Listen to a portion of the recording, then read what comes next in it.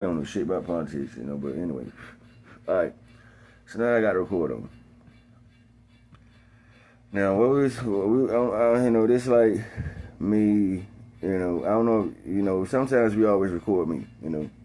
By being the chief of the military means, I'm like senior member, and I don't do no hazing or none of that shit. Sending you down there to run through goddamn smoke tunnels and seeing you survive or make you smoke firecrackers. I don't do no hazing, man. That's for goofballs and shit, you know what I'm saying?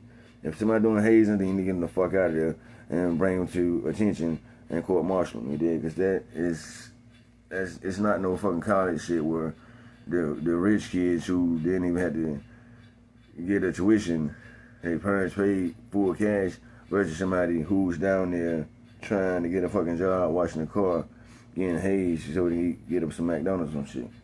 Because most of the time they just say, I just go up there to the Q house or something where the rich kids are and wash your car and they'll probably pay $20, It's hard out here for a pimp, I'm looking for a job at McDonald's myself, It's pretty much like the college atmosphere at times. Because if you don't get a job in college, then you pretty much gonna fucking stall if you don't got no income coming in from your parents. But that's a good talk about coming independent when you leave home and start living on campus and shit. You thought that when you got down there they had cafeteria food. At times do have cafeteria food, but it's late at night, man. And you might see your bro, man, he might be having a napkin, he grabbing a piece of cake out of the cafeteria and shit, And y'all might be laughing, but like, I can't believe y'all niggas in here. Y'all living like y'all in, county jail, man. How y'all, y'all eating noodles and, y'all trading. If you do my homework type shit, I give you 2 packs of noodles type shit. So that's a whole another conversation of humor and education that you want to get unless you walked in those shoes before. And so back what we were saying, as far as, I ain't gonna stress about where the past and shit, we'll get into all that later on how I became, like how I lost all my family as a child to a natural disaster. Alright, we just gonna sum it up. Let's just say a hurricane came down there, and it's not a documented hurricane, but a hurricane just formed all of a sudden, because we really didn't have no technology back then to let us know when all hurricanes was coming, So a hurricane come down, tear the whole neighborhood up, everybody dies in the hurricane, tornadoes, except for me. Alright, so I survived, and I end up getting, passed all around to see who would be a good fit, and then I end up becoming like a military child. And I was laughing, saying like, if anybody want to adopt a little motherfucker, it's gonna be military, because he got a lot of advanced skills and like combat, and he good with a goddamn gun and shit. That nigga like a midget sniping and shit. So if anybody getting them, I was like the fucking Michael Jordan. Matter of fact, I was like a nigga that was in Harlem that could shoot a real good jump shot and crush niggas up, who never played, never waste my time on sports at school, and all of a sudden some nigga named Pee Wee Kirkland, somebody pulled up and I ended up in the motherfucking NBA type shit. And just because I had skills on the street corner. So that's how I pretty much became, to become who I am today.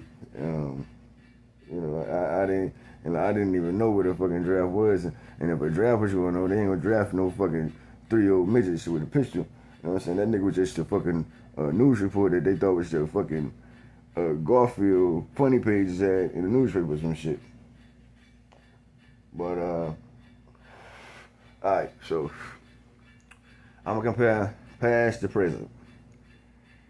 So, around the time this tornado, hurricane tears up the whole neighborhood, kills about 700 people. And now, it kills about 700 people. Nobody survived except for me. So, after it happens, somebody pretty much reported and said, man, it was a bad storm went through Carolina last night, man. It killed a lot of people, I can see the destruction. It's almost like when you see on Oklahoma, when they show you Tornado Alley, where all those double wides, like the whole neighborhood is tore all to pieces over a fucking hurricane that they estimate is 5 feet wide. That motherfucker ain't no 5 feet wide, Ain't no fucking hell that bitch 5 feet wide. If it was 5 feet wide, it would tow the whole goddamn country and and it would have been the most unstoppable. And this country would have been condemned and shit. Nobody's allowed over there because the goddamn hurricane with 20 is 5 miles wide. You know what I'm saying? And he's just giving you, he's just giving you his goddamn estimate of it. Because from here, bitch, like it's 5 miles wide. You know what I'm saying? To ballistics, that shit's not 5 miles wide at all. 5 miles wide, that shit would have been longer than who goddamn farm, bigger than who goddamn city. You know what I'm saying? But he's just giving you his educational value with this shit. He's just exaggerating this shit. Like that bitch gotta be that big, man. Because that's the most scary shit I've ever seen, right? So, all right. Somebody reports it, and this is past, and then I'm gonna take it to the future. Whole neighborhood's tore all to pieces. Everybody's dead. Whole place nothing but rubble, like a fucking scrapyard out there. I'm the only one to survive. So they recovered me from the scrap. Did a rebuild and all kind of shit. So when they send people down there, sometimes they send the military down there because we need to get some serious motherfuckers down there. Because we don't want nobody down there, bitch, playing goddamn dumbass games where they down there recycling the fucking metal and selling it for motherfucking crystal mail bags and shit. So, alright, a lot of y'all never been in a disaster zone. Sometimes, disaster zone is called a dead zone. Dead zone is where everybody dies in a storm or war or whatever, That's a disaster zone. So, I don't know if you ever seen a house fire when somebody, like one of your friends or your house burns to the ground, or, I don't know if you ever lost your house in a tornado or some shit, like a natural disaster, mudslide. But afterwards, you realize that your house is like your locker. You got your pictures in it. You got got pictures, your phones, all kinds of valuables are in the rubble. It's like working at a recycle yard at times, So when we go down there, we're doing recycle units. We digging through the rubble. So in my case, when they was digging through the rubble, they found, and once I say digging through the rubble, your pocketbook's down there. You probably got fucking $5,000 in your safe that's out there laid somewhere. That's probably laid wide open with $5,000 in it. And if it was there, then pick it up, put in your pocket, man. You know what I'm saying? That's your treasure hunt day. It wasn't a part of the job, it wasn't my reason coming down here, but I found something lucky, because I was working at a scrapyard later in life and shit, where we was crushing cars, and some of the cars were the cars that had been wrecked on the interstate, or somebody drunk driving, and somebody just scrapped their cars and needed $3 of shit because it was rusty. But when it goes through the metal grinder and chops it all up, the magnets pull the aluminum and the copper and the steel and the stainless steel and the brass and chipboards. You might say, why is chipboards out of like remote controllers important? Chipboards inside cars, like computer chips. Like we had chipboards inside everything, like that TV, this goddamn phone. Pretty much, even to your walkie-talkie and shit. It's like your circuit board. So, and then, when you got the metal grinder and the production line is feeding the cars with the metal grinder, and then it sections it all off at different lines, you realize that the chairs ain't made of metal, so they made of cotton. So that shit has to go down the line too, And then, you might see Bibles and shit that people had in their car trunks or whatever. And then you might say somebody died, their pocketbook was still in the car, and they had $300 in their pocketbook, so that might come down the line, and it might be your lucky day. Damn, I just found $300 on my job, man. Yeah, today is a good day, because I had 3 more days before my paycheck come, and I really went down there, and, I smoked a big bag of reefer with my paycheck, man, and I didn't have the money to make it, It must be a sign from God or something. I went down there and I gambled my money up the other night at the damn card game or at the fish table. And I didn't know how I was going to make it. I just found $300. So it must have been meant for me to find, because somebody else could have been on this line. They could have switched us over, and I was on time. That's what's called being in the right place at the right time. All right. Now, what I'm telling you is, all right. So at times, in wrecked cars, and I'm just telling you from when I was around 2015, I believe. I was working at a recycle yard, and had hard hats on, vest, steel toe boots, short sleeve. We outside, we ain't inside. So the heat outside, if it's raining and lightning, then we outside, we just got a little tin hut. And at times you need to wear your hard hat, because like I say, shrapnel. You talking about shrapnel yards, like when they crushing metal at these yards, shrapnel shit starts flying, like the man on SpongeBob, the smoking peanut, spinning pearls 1,000 feet in the air type shit, you know what I'm saying? And metal just flying everywhere. So keep your hard hat on because that shit was come down and spank your ass head, you be dead, I know y'all all heard stories about they doing construction and people, the tape measure falls off the guy, and then you got somebody down there who ain't got his hard hat on, smoking a cigarette, and bam, tape measure hit him in the head from maybe 100 feet in the sky, and he dies and shit, So we're talking about safety precautions and shit. Be aware of your surroundings. And that's the same way where if you out there and you're doing a security job or you're doing like a security mission, to recover some assets for somebody overseas and they hired you as a special unit type shit. You need to know your blast radius, all kinds of shit, And like I say, it's not all about guns and shit in the military, it's about providing and doing your services. It offers a lot of branches, And you got guys where I start laughing about BB gun mafia, when we talking about ballistics and shit. He saying I shot him with this caliber gun and this, that, and half of that. That ain't even the right caliber and ballistics or what the fuck was supposed to go on. Like shooting somebody in the fucking head in the house in front of a damn wood wall, and the bullet didn't even tear the wall or the pieces that you shot in front of. That's unrealistic. So that's like the type of shit that we examine in these videos where they say, well, I killed such and such, man, and y'all about to give me some money, I'm gonna kill somebody else. And I rewind the tape, I say, you see the wall? That's an AI tape, that's a fake ass tape where some teenagers probably made it seem tough and shit. That's some BB gun mafia shit right there. Or some water gun or paintball theater mafia. And that's a Hollywood bully shot a nigga with. Alright? But like I say, alright. And you might say I'm jumping around, but if you follow, you follow. Alright, so there's a lot of shit that goes on, Then we got to get central intelligence, all that kind of shit, So I'm pretty much, since I've been a baby damn near, to tell you the truth, I thought the military was just a paper route job. I need to make money. I don't got no family. I got to rebuild my life, rebuild my family. And I need to make my own money to be able to provide. So I go to the markets. So if any job comes through, even if it's a job picking sweet potatoes or working on a peanut farm, as long as I get paid and have something to eat. So I was like pretty determined to survive.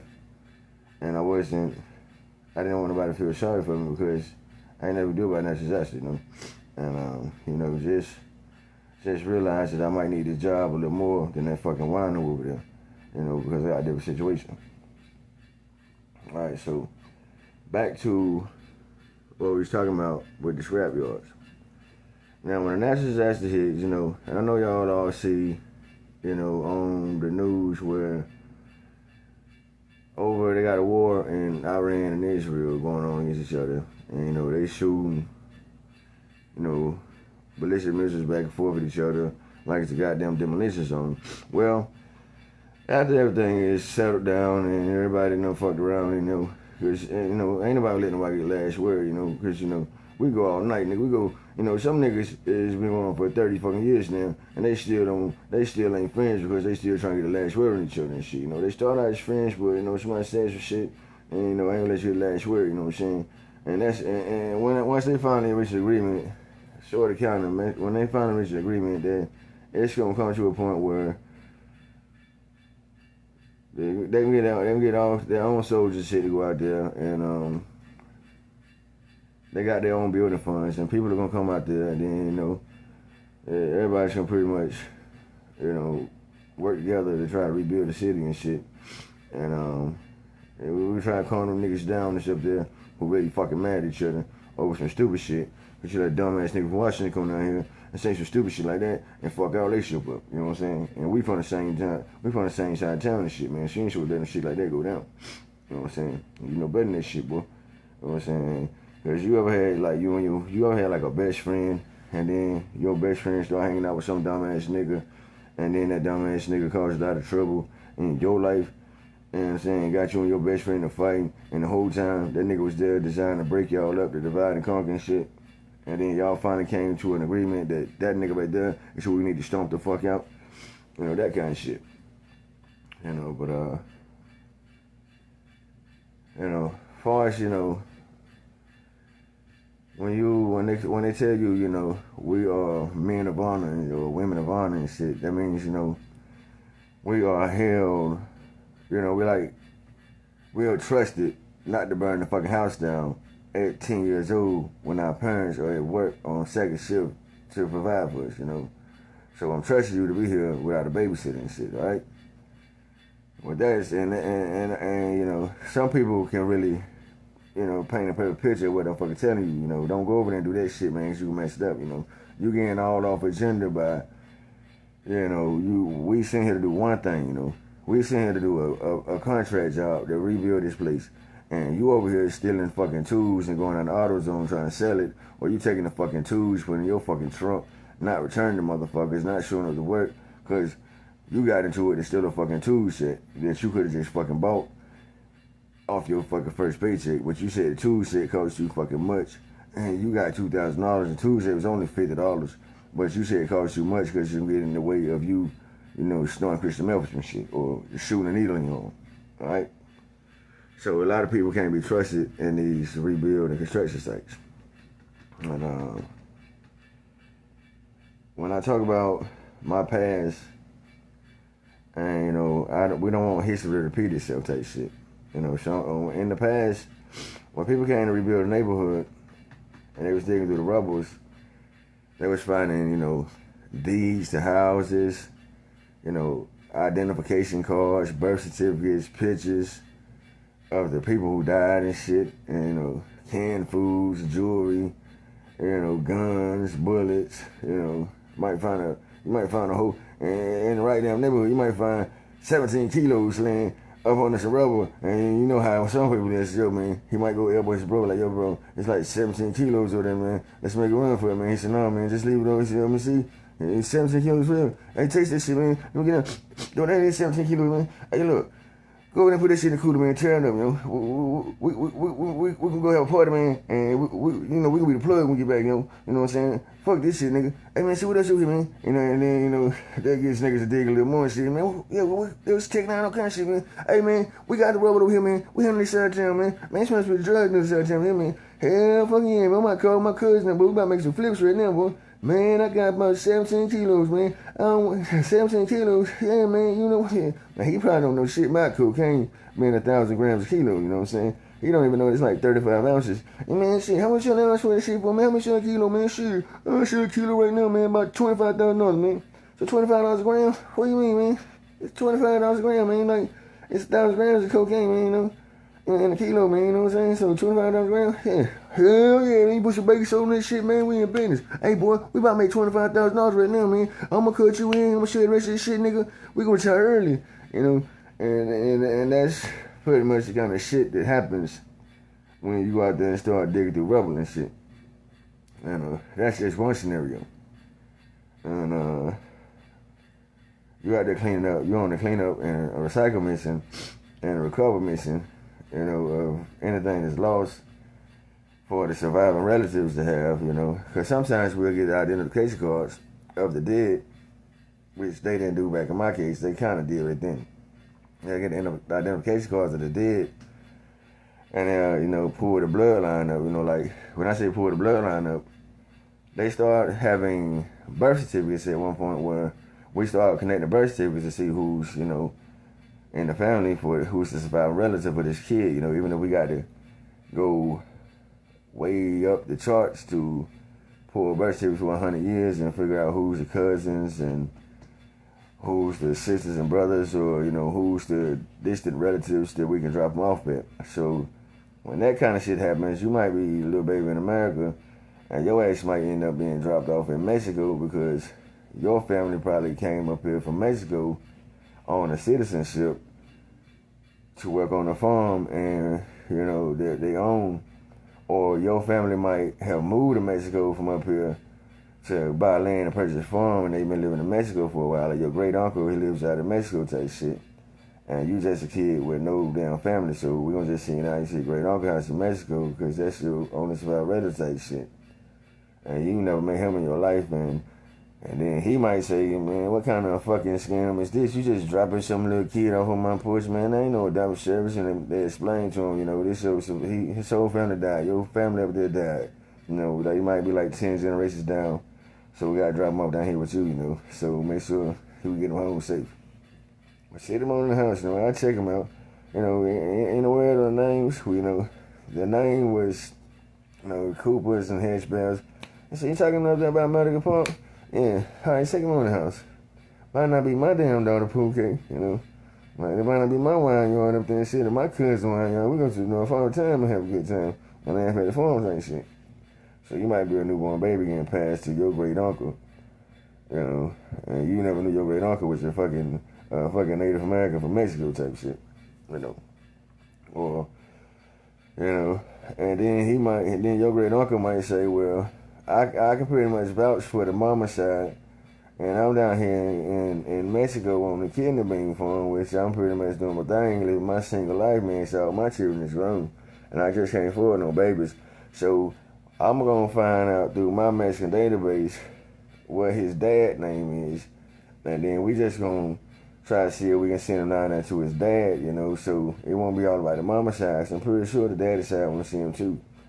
And then, you know, they might start putting records of your daddy and shit, and his whole family might live right there on the farm, and all of them died. And then, you know, you might end up in fucking South Vietnam with people that is like your family and shit, your distant relatives that they drop your ass off with on your dad's side, you know. And so you are an American citizen, but your mama's side, surviving relative, is in Mexico. Your daddy's side is in Vietnam. And you might not have even known his daddy was like, had Vietnamese blood and shit, like Southeast Asian blood, because he looked like, you know, he's been blended through the system so many times that you might think he's just a regular old nigga with a jerry curls and slant eyes and a beard to be chilling, you know. And, you know, they start, you know, pulling up your ancestors to send you with your ancestors and shit. And then, you know, once you get there, you know how it is when they be saying, how long? They be scratching like, who is that baby? You know, how long you gonna be here? I'm like, all right, I'll see you later. And they be like, he gone on home. And the same way the man said, he gone on home. I'm glad he fucking gone. You know what I'm saying? I thought I was gonna be stuck with him. And then they might send your ass right back up there to Meat Park after the rebuild, and you by your fucking self again. You know, that type of shit happens. And then, you know, people might be saying, we need to find them a good family. And they're like, don't find them shit. We go out there and check on them time to time. You know, he got squirrels, rabbits out in the woods.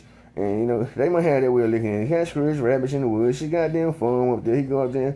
He need to learn how to survive when he's fucking on anyway, if he gonna be fucking tough. Now, I don't know where the fuck y'all from, but that's the kind of shit he needs to accept in life. Because if that shit happened to me, I won't want nobody around me no way. I was trying to figure some shit out. You know, he ain't big enough for no shit in the first place, so let the nigga survive like a little damn cub in the woods some shit. And I go up there time to time and check on them. I know people around there every go down and check on them. And after a while, you have people coming through it once in a while to check on you, make sure you got your canned foods and shit. And make sure you're doing what you got to do, you know, as far as getting your ass up, going to the damn farm, because it's your farm, and then your family might own the whole fucking farm, and they all died, so you inherited everything up there.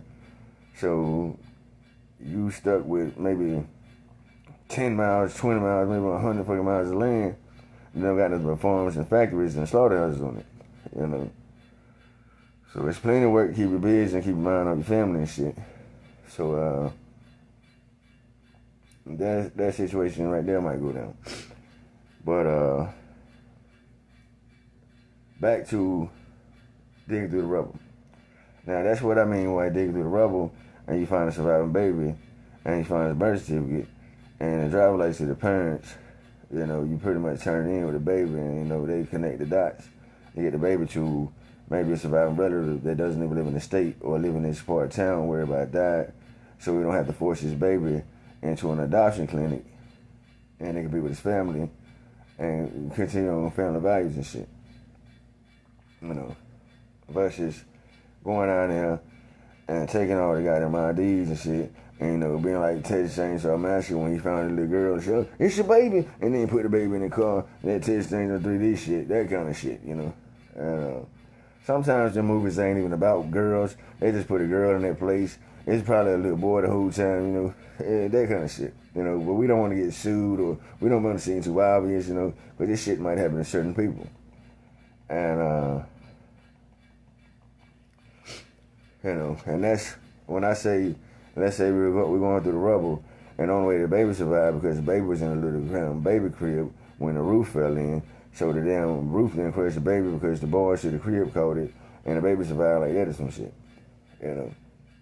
And you might hear the baby out there hollering, and we don't want to get there too late, you know, and we don't want to be in the path of a storm, you know, the weather and shit, right? So when we get down there, we're going to pretty much do search and rescue missions, right? Because it could be survivors, you know, like where they showed you in Venezuela where the building crashed and they was pulling a little baby out the basement. See, everything crashed that was ground level, but they have a basement. The basement pretty much kind of, you know, shook up, but it was a baby in the basement where it might have been like, in certain buildings, you got upstairs, then you might have like 4 floors downstairs, like underground apartment basements. That's all, you know, in certain design modes to get, you know, you never know, you know, just to put more customers in that type of shit.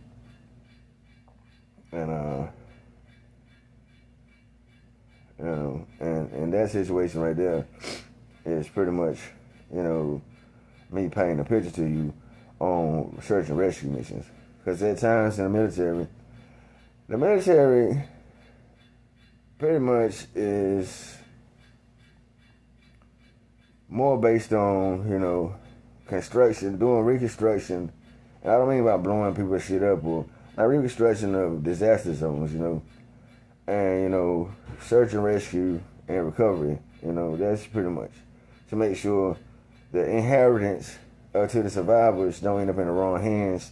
That's in, you know, like these jewel thief houses, or these people who start typing, these computer hackers and shit, where, you know, it don't end up in the wrong hands. You know, even to if you got a crooked politician or mayor, you know, we don't want these inheritance that is meant for these survivors who are not aware of what happened over there, you know, and they all share an inheritance together. So we're going to put that back over there with them. Instead of somebody saying, nobody's claiming it, so I guess we can dig into the fund and take it on down there and buy some C4 raining bombs and blow up some Afghans and shit. You know, that kind of stupid shit happens. Alright, so back to when I was young. So, like, that's what I'm leading up to. Everything is to a part. People coming out to rebuild, they start finding identities. They start finding, like, pictures of picture books. Like, she pretty and shit. And then, you know, you got guys up here, and they start pocketing identity cards. And, you know, and then you got, you know, sometimes it ain't even the fucking military. Back then, it wasn't the military. It was like, you know. All right, let's say, so when they connected the dots and they sent me to Mexico, and I found out, you know, well, we'll send them down there to Guzman, you know, because the head spread bloodlines goes back to, like, the Guzmans, just, you know, you pretty much can see the nose and shit. And then, you know, like Guzmans had, like, a nose, like, you know, like little Chihuahua, them type nose and shit. And then, you know, you go to Slines, you know, Slime, they pretty much have, like, a little beak type nose, you know. You know, you got, it's like different breeds of human and animal type shit, you know. Hard to describe. And then, you know, you might have some family that's down there, you know, like South Vietnamese people, they got slanted big eyes and, you know, and heads and shit. You got, you know, like bone stretchers and facial features and shit. And then they pretty much, you know, it's like recognize somebody. You know, it's like when you walk in the store and you say, I know the motherfucker ain't white, the motherfucker ain't black. You know, I don't want to offend a nigga and call him a Mexican, so I'm like, I mean, you're Puerto Rican or something, and, you know, I didn't want to ask you, you know, but it was kind of, you know, kind of fucking with my mind, man, because I seen, you know, when I see niggas like you, I know you, you can look at me and tell him I'm a black dude, man, and you can look at him and say he's a white dude, man. But ooh, you like a Puerto Rican and shit, man. You know. I ain't profiling this shit, man. I just want to do this shit for public record, you know what I'm saying? Because I met a couple niggas like you, and they can speak English and shit, or niggas are Puerto Ricans and shit. Basically, when they say Puerto Ricans, they pretty much saying like Native Americans or some shit like that, or like Hablo Espanol niggas and shit. You know, when I say Hablo Espanol, it mean like, how can I explain to you? That's what that shit means, all right? But all right. So, in my case, let's say, now I'm a baby now.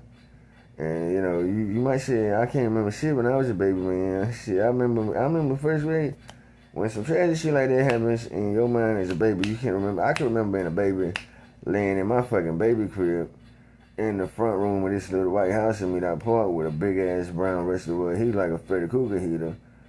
And I still remember what my baby crib looked like, even though it was destroyed and damaged. It had like a piece of, it was like dark stained wood, and it was kind of like a pass on the film. It had like a chip in it where the wood had broke off, where you see like the type of wood it was, and it had like a little mattress in it. And I can still remember standing up here in my damn, like pulling myself up in the middle of the night. You know how babies be pulling on the rail and just standing like this and looking around. I can still remember shit like that, man. I was 39 years old, man. But and then so if I can remember that shit, I can remember, when the neighborhood was pretty much rebuilt, and then they started bringing all kinds of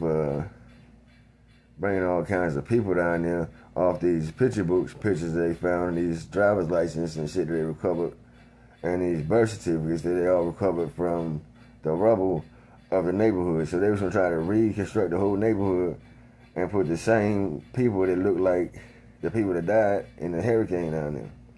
And that's when they started, like holding auditions. So it came to a point where they took me to Mexico. And I was like my great uncle house in Mexico, down in Jalisco and shit. This was his home state. They took me down to like the Agave farm type shit. And Uncle Slime, Grandpa Slime, he gets looking into the pictures and shit. And then he said, hey, and he, like, when you have an identity, like, let's say somebody give you a driver's license, and you start getting a driver's license, what is this? Some pretty girl or something, some dumbass nigga, what's going on? What? And it sounds look like this, what's the joke? It ain't no joke. So some people take driver's license, like, all right, I get the diamond glass out, and I see, is this shit real or is it fake? And I see how valuable it is. Alright? It's like buying an authentic fucking baseball card or something. So, Slime pretty much was like in the military in Mexico. He had like seniority rank and shit. And he dug into it. He had all kinds of, he'll reach on the desk when I'm sitting on the floor in the pamper. He'll reach on the desk and he'll get the damn. Back then they had like the recorder type thing with the whole earphone, like the military phone. Cause they had like the farm phone, I ain't really no fucking wires and Travis shit out here. So I get the farm phone and call it to the military. And I need y'all to do a report, put up some stuff on the file, computer type, put up a database file. And I need you to find out the assets of this name right here because they showed up with a baby on my porch and they say I'm connected to it. And I'm like the surviving relative type shit. Well, he's a newborn type shit, And I sure appreciate it and hang up. And then, then he pick your said, little boy, you gonna hit the mother loop. Because I got all this form right here, and I don't even know what the hell I'm gonna do with this. And here, half the time, I don't even working like the damn birds and the bees eat it, But when you go back to the north, you can have everything just like us. Hold him on the porch shit. And, he just showing him everything, And I knew my family was responsible enough to have an inheritance set up with all the farms and stuff that was going, and your ass was just a newborn, and they ain't had a chance to put you on the inheritance yet. But sometimes, they'll put your name on the inheritance, while she's pregnant, and she came up with a name for you. So, that's gonna be like the first thing. Make sure he get his cut of the farm and shit. if anything might happen, he might be the only one survive that shit. Just to make sure thieves don't get it like grave robbers. And because the Mexican, like Slime, Mexican, like Jalisco didn't need my money. They got their own farms and shit, And at times, money ain't important. What's important is getting your ass down there and picking them goddamn beans and them cucumbers off the field so we can load the markets up and shit. And down there, we don't give a fuck if you got a zillion on this motherfucker. You still gotta take your ass down there and wash dishes at that fucking restaurant, man. You know what I'm saying? That's your responsibility, you know what I'm saying? That's like getting your ass up and washing dishes in your fucking house. You can just let the bitch lay all around the fucking house and then you got niggas to like trouble with them. I just buy paper plates and shit like that, And I'm saying, Gooch, man, you can't mighty far in fucking life, man. Just buy paper plates and throw away, man. You better be recycling them bitches too. You better get your ass up and go to the recycle yard and make sure the motherfuckers end up in the right fucking hands and they come back to the neighborhood, motherfucker. You know what I'm saying? So there's always something to fucking do besides sit around and smoke fucking drugs and watch fucking Telemundo doing shit. You know what I'm saying? But that's pretty much like the mindset of being the fuck down there on those farms and stuff. So man, we still talking past. So when Slime figures out it's the inheritors up there, he says hold everybody up, stop the cleanup crew that's up there. I'm gonna bring my own unit up there. I'm gonna see what's going on in the farm, and I decide how to restructure the neighborhood. Because I knew how I looked. When I was younger and I used to go up there, so I redesigned the neighborhood. You know what I'm saying? And that's Pearl, my house right there. And when I get to saying this shit, it's like I have a gloom of me being little and seeing, Grandpa Slime pouring that stuff and like holding a cigarette. And he's like, hold on, we gotta be just perfect now. Because when I ride back through this sucker, I want to see everything like it was, like storm never happened, And he get smoking and shit. And then I'm over him. And then one day we were sitting on the porch and I'm having a conversation with him. And I'm remind him of something that he don't know because he's just a newborn. And I've been up here plenty times. And I know we got them girlfriend Patty ain't there. My baby Patty, my damn baby mom Patty. And then he get the fucking crying. God damn, I'm still with him up real. I want his hands on Patrick. See that administration with. When you work on farms, once you clear the farm, you got to go on the road to another farm. And you might have farms out of the country and out of state. And that's how, because the weather patterns might still be good. So farming ain't seasonal work at time, Farming is year-round work. But, I'm just telling you how I got stuck with Grandpa Slime, who was down at the farm with Mexico. And he was my mama's daddy. Her name is Pooh K. And he named the Pooh K after the wine of the agave. Because if you know anything, Jalisco, I call it Jalisco, It's like the producer, they got the right environment to grow a lot of agave that makes tequila. But before you make the goddamn, the liquor through the fermentation pipes, you have to have your wine, and the wine is called Pooh K. And then once you go through the fermentation pipes, they name it tequila. And then, my mama's name was Pooh K. My sister's name was Tequila, and that's, pretty much the names and shit that we was given, as far as her side of the family. And, so, after all that shit goes down, they get to rebuild the neighborhood, and then, Slime, at times, when you got a family on the farm, and then, let's say we got a farm in the north. We got a farm in the north. Like, parts the west side of the world. It's like, it's just like you got a cousin that live in New York and shit, and you might live out in motherfucking Florida, and y'all only met each other a couple of times through a family reunion, but they was y'all younger growing up before y'all time.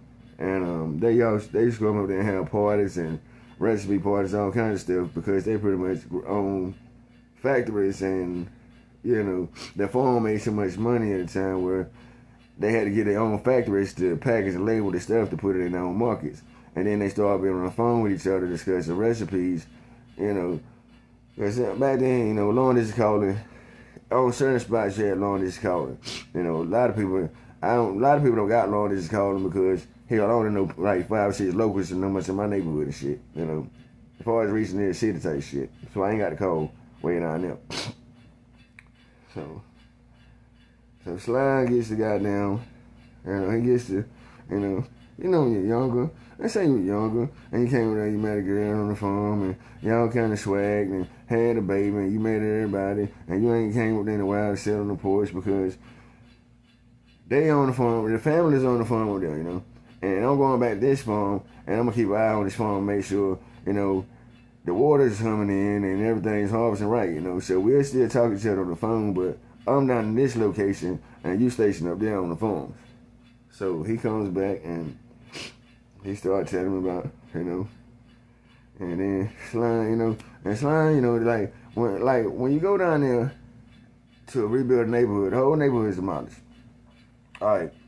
So now before you get anybody to go down there and say be a contractor, they start building something. We ain't doing that shit. I want to look just like look back in the motherfucking 80s and 70s when I used to go down here. And he just a baby. He don't really know nothing about it. And I'm going to go ahead and bring him up with the mentality the rest of the children had. To get up and go play baseball and walk to the farm, and be independent, because short people got short people farm. He gonna end up on the peanut farm because peanuts is like, tall people can't work on the peanut farm. And this is what Granddad explaining, because it called him out of the blue like it called us out of the blue. And now me and him stuck together. And in a way, if this never would have happened, I probably would never met Granddaddy.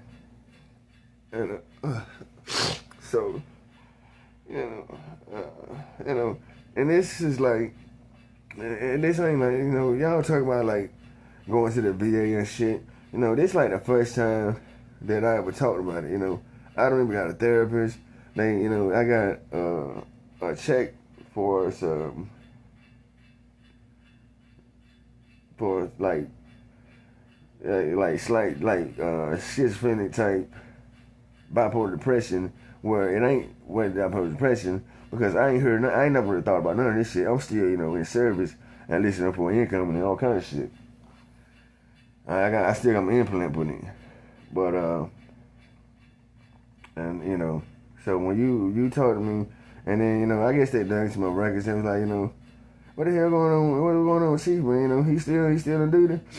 And then they start explaining, Chief kind of sick, man. He going through depression, all kind of shit.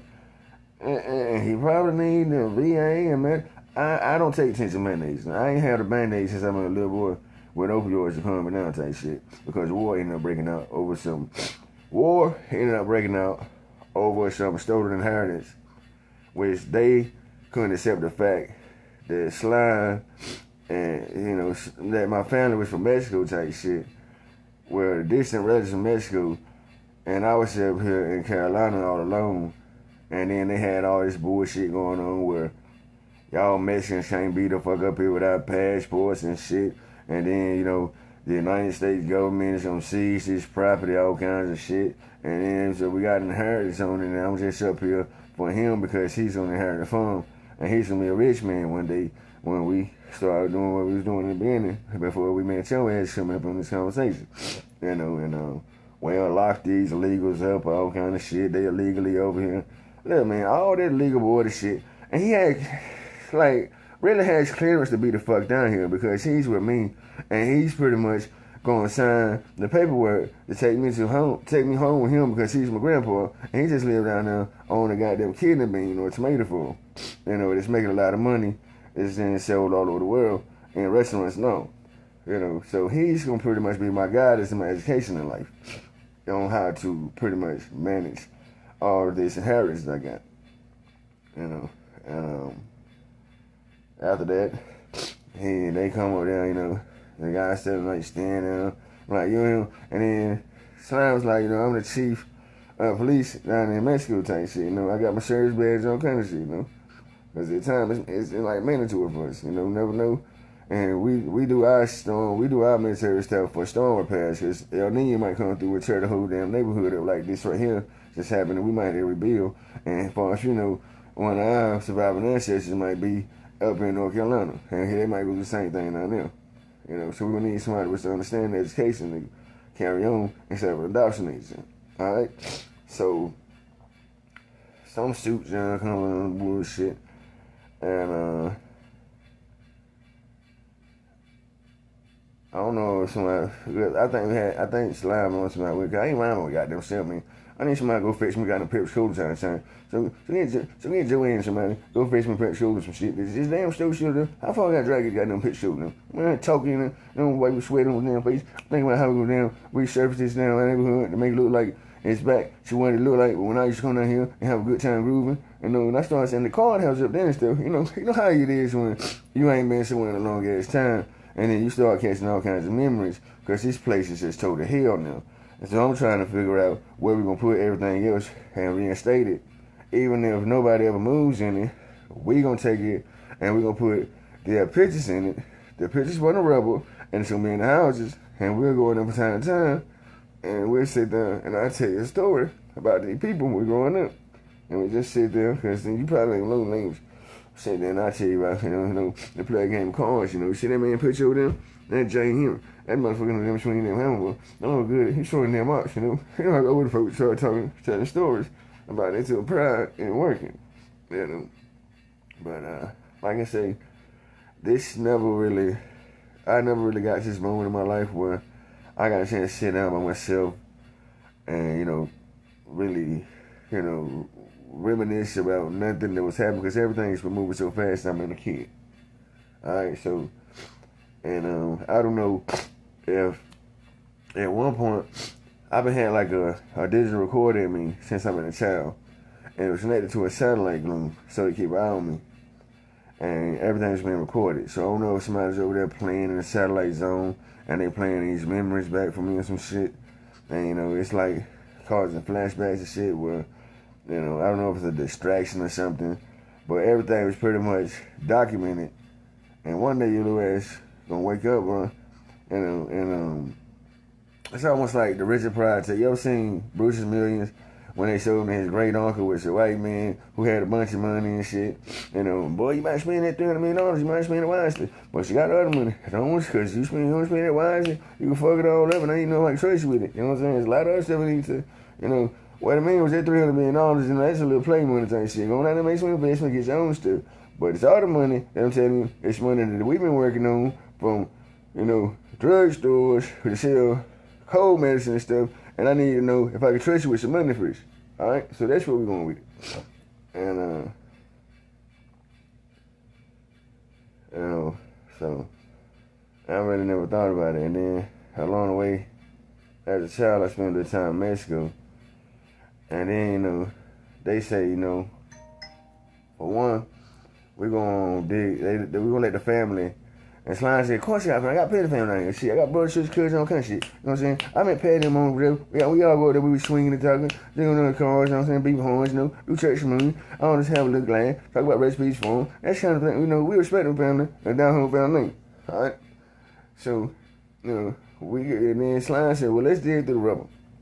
We're going to dig through the rubble. When you dig through the trash of the house, like the house tore apart, there's picture books in there. It might be a fucking purse with some money. Like I just explained, all kinds of scrap metal wires and the kitchen sink and the goddamn refrigerator might have survived, or it might find some fucking scrap noodles or something in there, you might find, you might find all kinds of shit. Might be some shit that was in the freezer that still froze, that's trying to thaw, and I can take the bologna to cook me a damn sandwich up, cause hell, and then somebody might say, hold on, boy, we the goddamn bologna, put the bologna in the goddamn shell, we trying to cover the bologna, that might be the last goddamn piece of bologna down here, and it might be a survivor down here underneath the goddamn bologna, so ain't nobody giving no free wins, you know what I'm saying, as you get down there, and they start digging through the rubble, and then, he get all the pictures together, and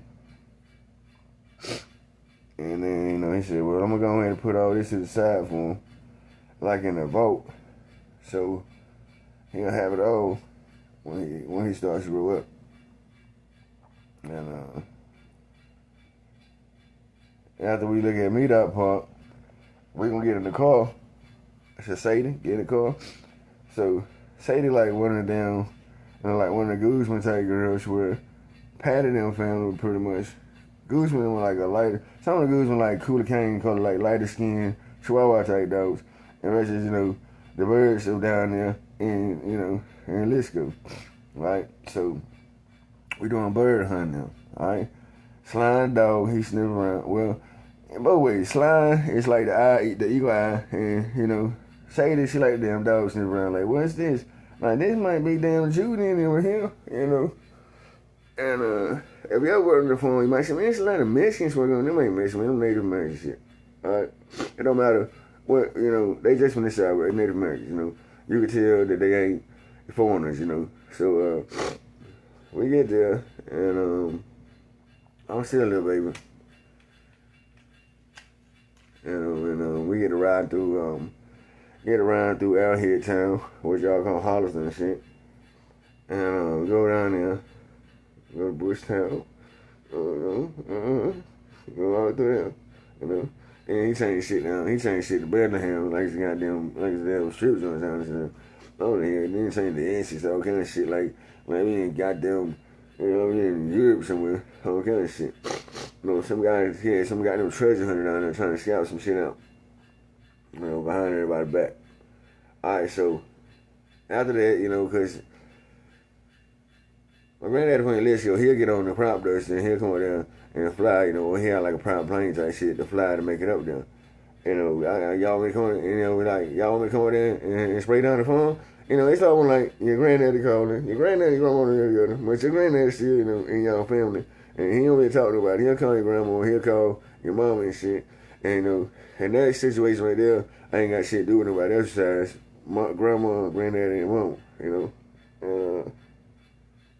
Grandma got other children and shit too, probably. But they ain't about the same man, But sometimes, when y'all got long distance relationships, you probably meet somebody else type shit. Alright. So, you know how it is, your granddaddy, it's like having a granddaddy. Let me explain to it the American way. It's like having your daddy live in Florida. And you live up there you live in Maryland somewhere, and your mama pretty much lives in New York and shit. Or you and your mama live in New York and your dad live in Florida. And your mama and dad ain't really together, and your daddy not having a good time. And he said got the grill, he said, boy, I got the grill, and your mama and dad ain't no good term. But they probably still no good term. He might call there, he always got a way to make y'all smile. So y'all want to bring y'all some of that good ass fish up there, boy, I'm cooking like fish. And ain't that fish should be fucking cold before you get away from fucking Florida. And that's good now, And when we come down there and spray the crops for y'all, shit, I still got your order in the damn plane right now, He's still in the zone. Hell, I can spray a couple more for him and shit. What think about where else got it for me? And so you want me to go in there? But we did a bunch of that shit.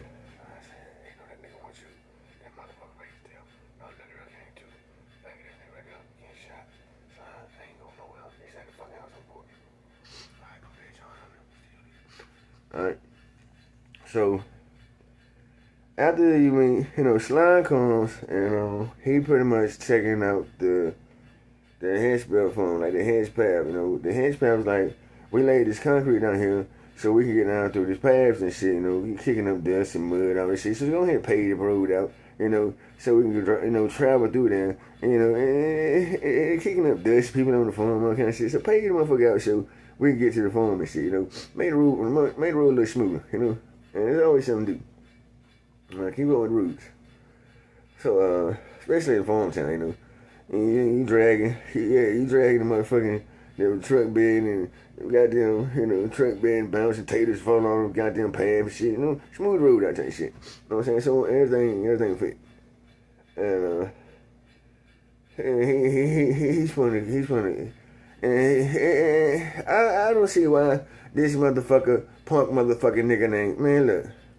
In the middle of us having a regular fucking meeting, you start telling me about some fucking nigga named Tommy Boone, who's probably trying to claim a fucking inheritance and trying to fuck. And then this, if you ask anybody who is like a person of royalty or something, it's always some fucking guy trying to throw his fucking 12-year-old daughter in your fucking 25-year-old lap to man, let her marry into your family. Look, motherfucker, hit the fucking road, man. We got shit going on, okay? He's coming over here trying to marry into like some Beauty and the Beast stupid shit. I mean, but anyway, like I said, even though we talking right now, there's still a lot of other shit going on because we pretty much trying to spy on this motherfucker. We're trying to figure out this guy's fucking motives and where the fuck this guy at as I'm talking to you. This shit's still going on, but I got a minute to talk. And that's why I say you don't want to get to the point where you like chief commander of the military and you started from scratch, where you didn't have no choice but to start because it's mandatory, right? And it's like being on a business call and goddamn your reception keep walking in with some stupid shit. Look, bitch, shut the fuck up, man. That shit can wait for later on that shit, Well, we got Bob Dylan on line 3. He's asking what kind of piece of bread you want to eat. I don't want no goddamn piece of bread. That's an important phone call, that shit. And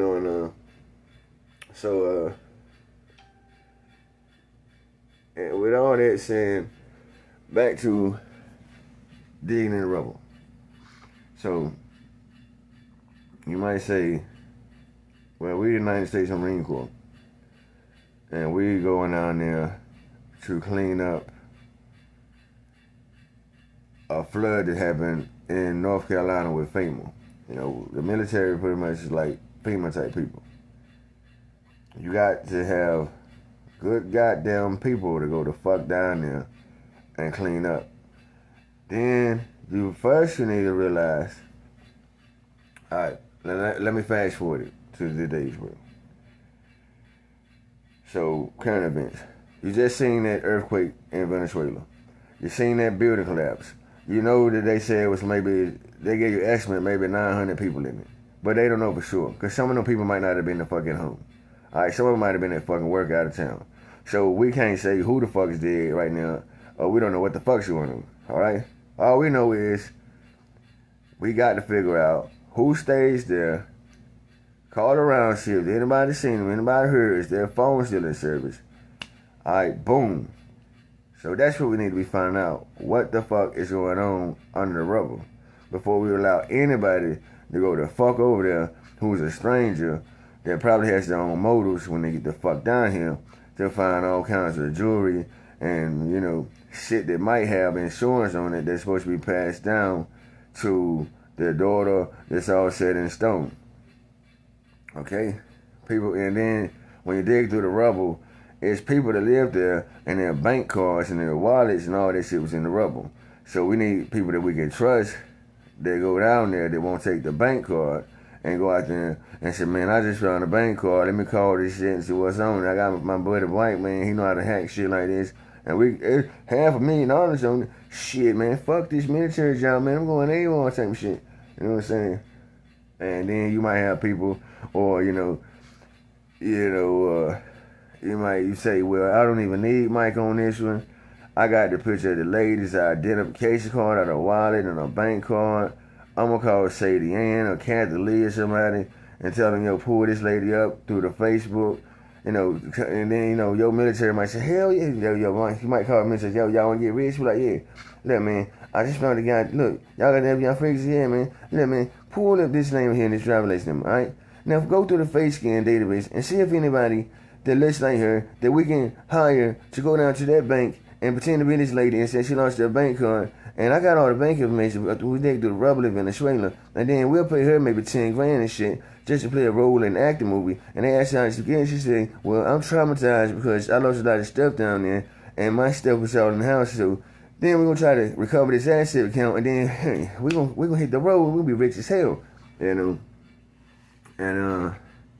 like I was saying, and everybody knows the old saying, if a tree falls in the woods and nobody's around to hear it, does it make a sound? Now, with that said, I'm gonna dig into you. Alright, if somebody fucking dies in a fucking flood and nobody knows he's dead, does it make a sound? He's dead. I took the fucking ID from him. I gave it to somebody else. They just start walking around living their life on that fucking ID of that dead person that nobody knows washed away in that flood. Alright? So we got an identity theft, and he's just walking around trying to claim an inheritance, or these are rich people, so I'm gonna send you the fuck up there so you can be the surviving member of the family, you know, because don't nobody know he did type shit. Right? So these are like, can I trust these people down here to clean up? Same way down in Asheville with the damn flood and the storm, you know, you just don't want anybody down there cleaning up because they start going through the rubble and shit. And most time people just get the bulldozer and scrape it all up, you know, throw the shit on the goddamn line, and we're running through, you know, the recycle yard, and hell, they ain't gonna benefit shit off it, but we gonna pretty much sell the copper and shit, and y'all don't have to worry about shit, you know. Well, we'll just want to take the bulldozer and scrape it all up, and you'll pay me whatever scraps on the ground, you know. I'll take the scrap on the ground as payment, and then they go out there and start, you know, scrapping all the metals and shit. And then all the metals and shit, they try to make money off the metals on the scrap yard and the salvage yard so they can remelt it, turn it to condos or some shit. And then they might be finding all kinds of driver's license. Well, hell, this is a good damn driver's license. Hell, Cindy Maker can use this driver's license. She's damn drunk. She looks just like her. You know, that kind of shit. You know, and they might take the clothes and sell the clothes at the thrift store, all kinds of stuff. You know, and you might not be worried about it. You say, man, I'm just glad I survived. But you don't know that there's a lot of identity theft shit that goes on behind the scenes in some of these jobs, you know. So we gotta be careful about who the fuck we sending down there. Sending the wrong motherfucker down there, you'll have a Medoc punk all over. Alright? So in my case, after Granddaddy them come around and look at everything, we going back to Lisco. You know, we'll stop down here and we'll see Goose and Slime, you know, I ain't informed them and shit, you know. Some people tend to hard, so I inform. You know, but everybody, you know, I'll be here at church pretty much. It kind of inspired. I'll be here at church pretty much, then kind of inspired. Roof shit came up, bitch, whatever, you know. But, you know, in the middle of the night, the storm came through and tore the bitch up like a midnight Berkeley, you know what I'm saying? And, nobody was survived. So, after this, and this line go down, he said, well, let me go down here and get my buildings and stuff together, you know. And I'm going to tell them how to set it up and stuff, you know. We got our own tin, you know. We'll do our own recycling and stuff, you know. So what we're going to need down here in Medoc Park is we're going to need a train cart, you know. We can get on, we're going to lay the tracks and stuff with a train cart so we can pretty much get a train system to go to connect to another train system so we can run it down to the train yard, you know, instead of us getting the fuck down here and doing a bunch of other shit. And having to, you know, take loads all over the road and some of the stuff get missing. You know, so I want to recycle everything. I want to do it just how it was. You know, so we had a train system to go through there. And it was collecting all kinds of metal and shit from the rubber. So around this time, I was in Mexico growing up. And we were redoing Medoc. And I come every time, like, he need to see this type shit, you know. He need to know what to do if it ever happen again. Alright, so, I guess the rebuilding. Alright, so I was in Medoc, and as a grown up, it wasn't a state park phone. It was a brick building across the road from the White House. That was my military station phone, okay?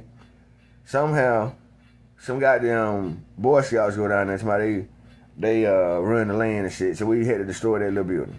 It was another building with a flagpole right in front of Katie Maker House, alright?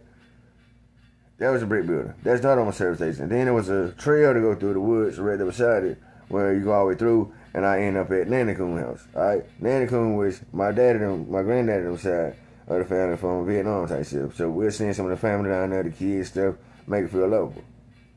Alright. And then, you know, we'll just leave Ned ass up there. Cause Ned don't do shit. We let the girls sit in the house and hang out and do each other hair. And she sit on the porch and lick it and make fun of us. Say, look at this ugly cross-shot motherfucker here. And, you know, Ned make a good babysitter for y'all. Alright? And she don't talk about never fish-wise shit. Alright, so. And, you know, she pretty good. She got a good, you know, a good humor about her. So we need somebody up there to keep him joyful and shit. And, you know. As far as how to sit her, I ain't just put anybody fuck up there because folks come up there and they got the wrong attitude, try to change the baby diaper until collecting hair type shit. So I was pretty much surrounded by family from Mexico and from over in Southeast Asia and South Asia and shit.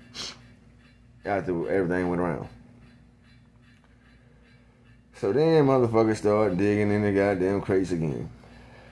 Now everybody's digging in the crates. I don't know if the world news and shit were, you know, message though.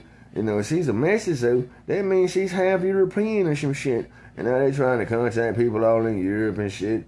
And I ain't all up in fucking Europe at the United Kingdom and shit. Then they said, well, he's a Pardo type man. He's, he got black in him. Now I'm ending up in fucking Africa and shit. They're retracing my goddamn roots everywhere. I mean, I was like the first motherfucker, maybe whoever had an ancestral DNA test done, where I got a chance as a little boy to go see my whole goddamn family all over the world that shit. And they must have traced my fucking DNA back to goddamn dinosaurs and shit, you know what I'm saying? The niggas even trying to tell me that I was a fucking, they trying to take me to Stonehenge temples and shit, you know, like, you know, this way you got Uncle Ernest used to live in and shit, when they was down here selling cocaine and wine and shit, you know what I'm saying? They was trying to relate to me, you know, like back in goddamn caveman time, they was selling cocaine and wine and shit, they were like the first bandits and shit, first settlers, you know. I was looking at this fucking kid, you know, some Fred Flintstone shit. Them niggas took me over back to Bedrock with Fred Flintstone and Barney fucking Rubble and shit. You know what I'm saying? I ain't even fucking 2 years old good. You know? And there's a lot of shit that was going on while the neighborhood was being rebuilt. And that shit was going on. They was like, we need to get some life down here, man. Cause I ain't shit really down here but us. And damn, where's Cooler King to me? Cooler King, I'd be damn. And then, you know, he didn't really think it was gonna touch him, you know, like a goddamn bomb zone went up down here, man. Whole goddamn neighborhood, 2 all pieces, you know. The slime thing gonna touch him when he started looking for, you know. When I used to go down here, the goddamn kids were outside, they get talking and playing cards, when we got them truck on kind of shit, it was like a lively environment, you know. It's like when you going on, it's like when you get to New York and it's 9/11 and the whole fucking building is destroyed. And, you know, you get somebody who come down and say, man, what's your name, man, you know, what the fuck's going on, you know what I'm saying? And this shit don't feel right, you know, it's like, I'm at a lost words type shit, you know? And I might be, so folks, I might get, say, damn, who else can I call? I'm in the north, man, who else can I call? I got a goddamn flat, man, I need to call somebody. And, after a while,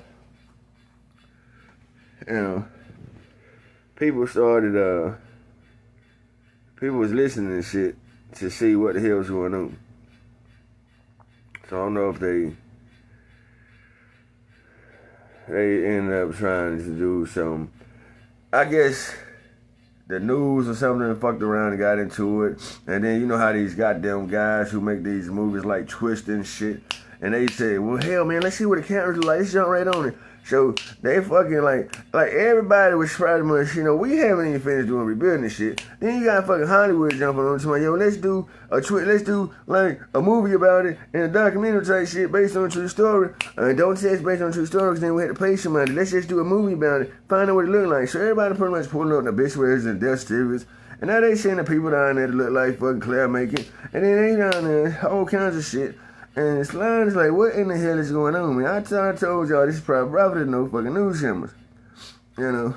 So one lady came down there, and she said, this is the end type shit. And this is it. And then Slime was like, I know fucking well you ain't just sending somebody to fuck down here that look like my daughter Pooh-K, and like she my fucking wine baby, and she not pretending to be my fucking baby and shit. And Slime got mad and grabbed and said, bitch, that's the most disrespectful shit you ever fucking do. And who the fuck sends down here? Y'all ain't supposed to know about it. This supposed to be a closed door sex between the family. And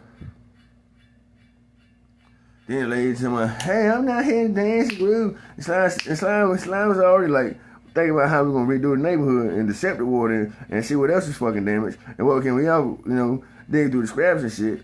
And he's still like in memory zone of what the fucking look like, what the loose look like. You imagine you just came home and your whole fucking neighborhood tore to pieces and you seem like, damn, man, but them used to stay right there and shit. Them niggas probably playing cards or some shit, you know? And everybody dead. And then, you know, Slime told her, show me what you got. So the girl, she comes in a yellow goddamn shirt, like a yellow tank top, little bra, some blue jeans, looking like some bitch off a Chainsaw Massacre video. And like, she out there just dancing and shit. And like a hippie on Chainsaw Massacre before she get chopped the fuck up type shit. And Slime sitting there, he's just like, you know how it is, like, and this thing goddamn time, in the middle of a fucking tragedy, when we trying to rebuild, you sending fucking Hollywood actors down here, you know. And then Slime get up and say, don't forget your baby, Odo. Don't forget your baby. Get your baby. And I ain't mine. And that's how the bitch acting. Slime said, I figure the bitch was a deadbeat mama and some shit. He said, I'm gonna call down Venezuela because they might not have even been the fuck up here. They might have been up here on the fucking Silver Squad, and this shit might have been going on before they stormed along me, or what the fuck needs to be going on. So the military probably came with this bitch and told this motherfucker all peace. This probably ain't in no fucking storm zone. It probably just a fucking dead zone where they trying to recover some goddamn life pictures to stage a fucking Holocaust or a fucking, stage or inheritance or shit. What kind of shit them suits trying to do behind your back up there who ain't got no farm money. So they get fucking mad that people sell them on loaf of bread, then they can fucking buy. You know what I'm saying? And a bunch of stuff was pretty much going on at that time. And like I told you, I'm a little baby, so I'm like every second I'm being molded by the sounds, like I'm learning the sounds and the natural sounds of like what they sound like, So if you got somebody who look like somebody and they don't make the same animal type sounds as other motherfucker makes, I can pretty much tell you that ain't them.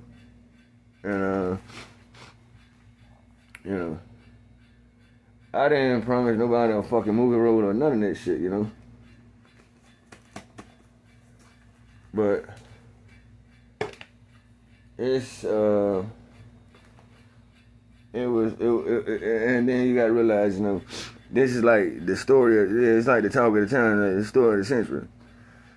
So we didn't want nobody digging through the picture books or through the rubble to find a bunch of pictures of people that they can say, hey man, I bet that girl had some nice tits. You know how guys be out there drinking fucking colas and shit. Dealing them kind of fucking tired, and he just sitting there grooving with, yeah man, she had some hair, man, had some nice tits, man. All right, let's dig the rest of this rubble and shit. Keep the guys inspired and see what else y'all can find and shit. And then, there's something. Then you don't want people out there looking and say, whoa, wait, man, look at her. That's a centerfold on my wall tonight. In my trailer, I'm doing the cleanup and shit. And then, people start disrespecting, the cleanup crew and shit. Where this stuff is supposed to be recovered, and if it can be brushed off, these pictures are not, they're priceless. Because we can't go back in the time and recreate these moments in their life. And then, my mama, to this day, the lady they call Pookie down there in Meadow Park, she swear up and down that she don't got no pictures when she was a little girl. Because her daddy took no picture when he got down here. Slime took his picture of his baby with him. You know what I'm saying? Ain't no goddamn body who come up here and claim my goddamn baby, just like that bitch who came on that Chainsaw Massacre video came down here, having ready to strike her, but I ain't that far from it. But anyway, back to what we was talking about, Get that woman on that road somewhere, get her shoulder, because she probably feeling faint, and she probably feeling faint from all the disaster and shit. She probably not here to help rebuild or something, Good job. I put it, you said fucking Hollywood I saying, I put the ass to work. That man was a lumber, it was a wood. Once you try to do something other, then sit on TV and talk stupid about inheritance, they trying to claim through fucking Hollywood. Even if you can't even claim the inheritance through the courts, you still try to claim the inheritance through Hollywood by selling my fucking life story through TV, and I don't get a dime, and you get paid like the fucking newspaper. You're not allowed to do that kind of shit, especially like I said. But it was a lot of shit that was going on, and I have grown folks in my corner, and I have a lot of people in my corner all the time. So what they saying was,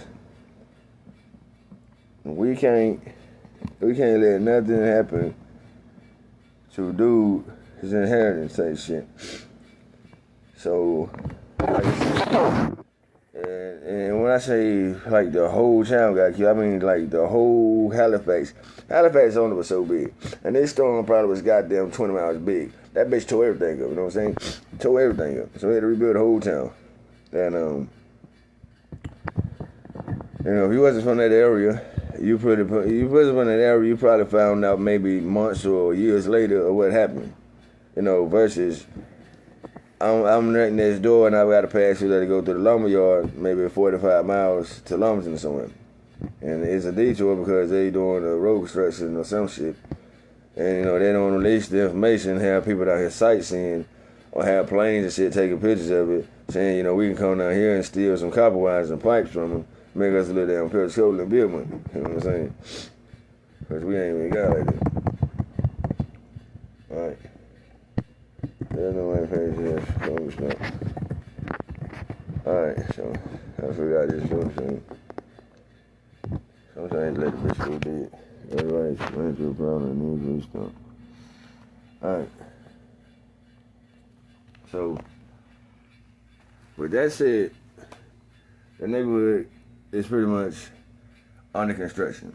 And if you don't work in the construction zone or you're not hired by the family to be in the construction zone, then you're not allowed in the construction zone. So you got to roll, all right?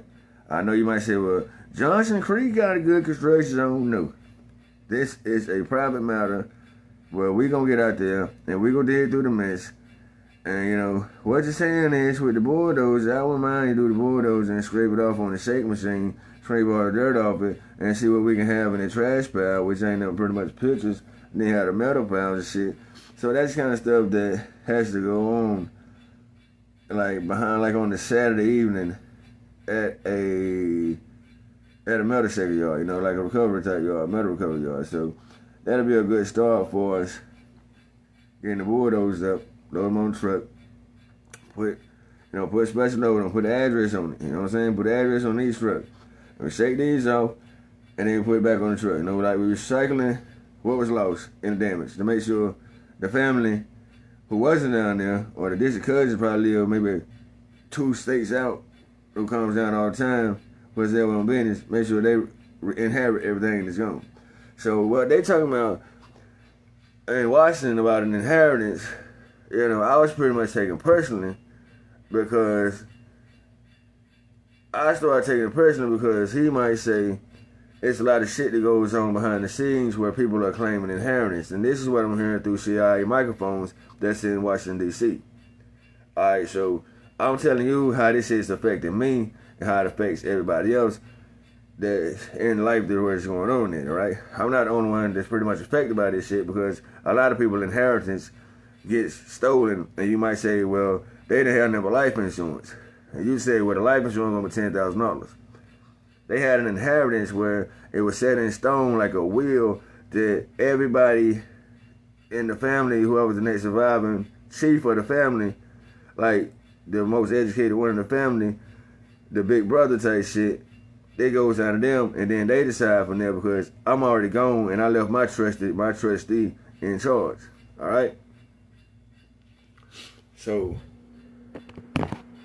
when I heard them up there in Washington talking about a fucking inheritance, because they have an inheritance account up there for, and I mean the inheritance account that is in Washington is very big, and it's not only my inheritance that's put into it, it is stapled on a bar like a data spreadsheet that has inheritance, and it's the inheritance of pretty much every fucking body whoever lost somebody, and they supposed to got their wills passed down, they were stolen by the town's judges and shit, alright? And even if it's not their way, and it's all my inheritance, then I can look at what I got, and I can sell, and I can go ahead and put a spreadsheet data sheet out, and I figure out how much their families and shit left to them, and I can just take that out of my fucking money as a charity and make sure they get what they need for the future. You know, in a private funding session.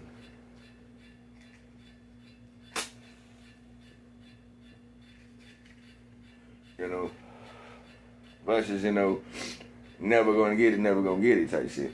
And trusting that somebody who ain't gonna do shit, but keep riding the clock and shit. So, man, oh no, damn traffic outside, man. Like I made this morning, man. Damn, man, we should have stopped out there coughing that goddamn egg, man. How you doing, man? What's down in the kitchen cabinets, man? What's your agenda for the day, man? You know how people is, you know, when they get into work shit, you know, I'm clueless as hell about what the hell's going on, man. You got me down here doing state drives, not doing shit like I'm just doing that security job shit. I'm just sitting around talking guys who speak Indo-China. I don't know how to speak Indo-China at all, man, 'cause it's like 35 different languages over there, man. And I don't know if I'm speaking to a damn Jap or a goddamn con, man. I don't know, man. You know? And, far as, you know, like presidents, why they have elections every 4 years, it's because it's like a Cinderella suit. We're trying to find a perfect fucking fit, man.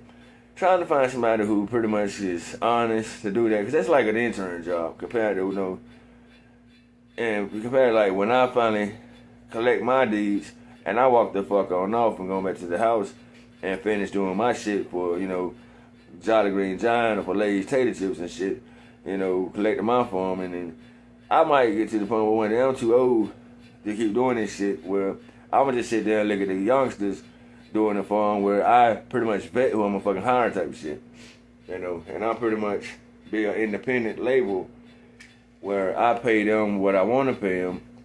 Well, you might say a good farming system is you work on a farm job and $10 an hour, that's damn good, and I might just be paying them $25 an hour to work on the farm, and also having my food card and insurance card, because once and you might say, man, you're gonna be broke. Don't worry about what the fuck going on over there, alright? Alright, just chill the fuck out, cause in my mind, I can work a lifetime, and I never spend 3 zeros out there. Well, I can spend money every fucking day buying dumb shit, gambling, and I never spend 3 zeros out that account type shit. Alright, so I'd rather invest into the people, and then, by me trying to spend 3 zeros, and with my fucking business coming in, that 3 zeros and turn to 7 zeros going back to forward weight. I tried to subtract 3 zeros and add the 7 zeros, all because I got like the luck of the Irish type shit. You know what I'm saying? But I got like a lucky rabbit foot. But that rabbit won't lucky at all. The motherfucker got, he might have been reborn. Might have been reborn through a human system. I ain't one of the greatest, one of the greatest character comes on there. It might have been his purpose in life. But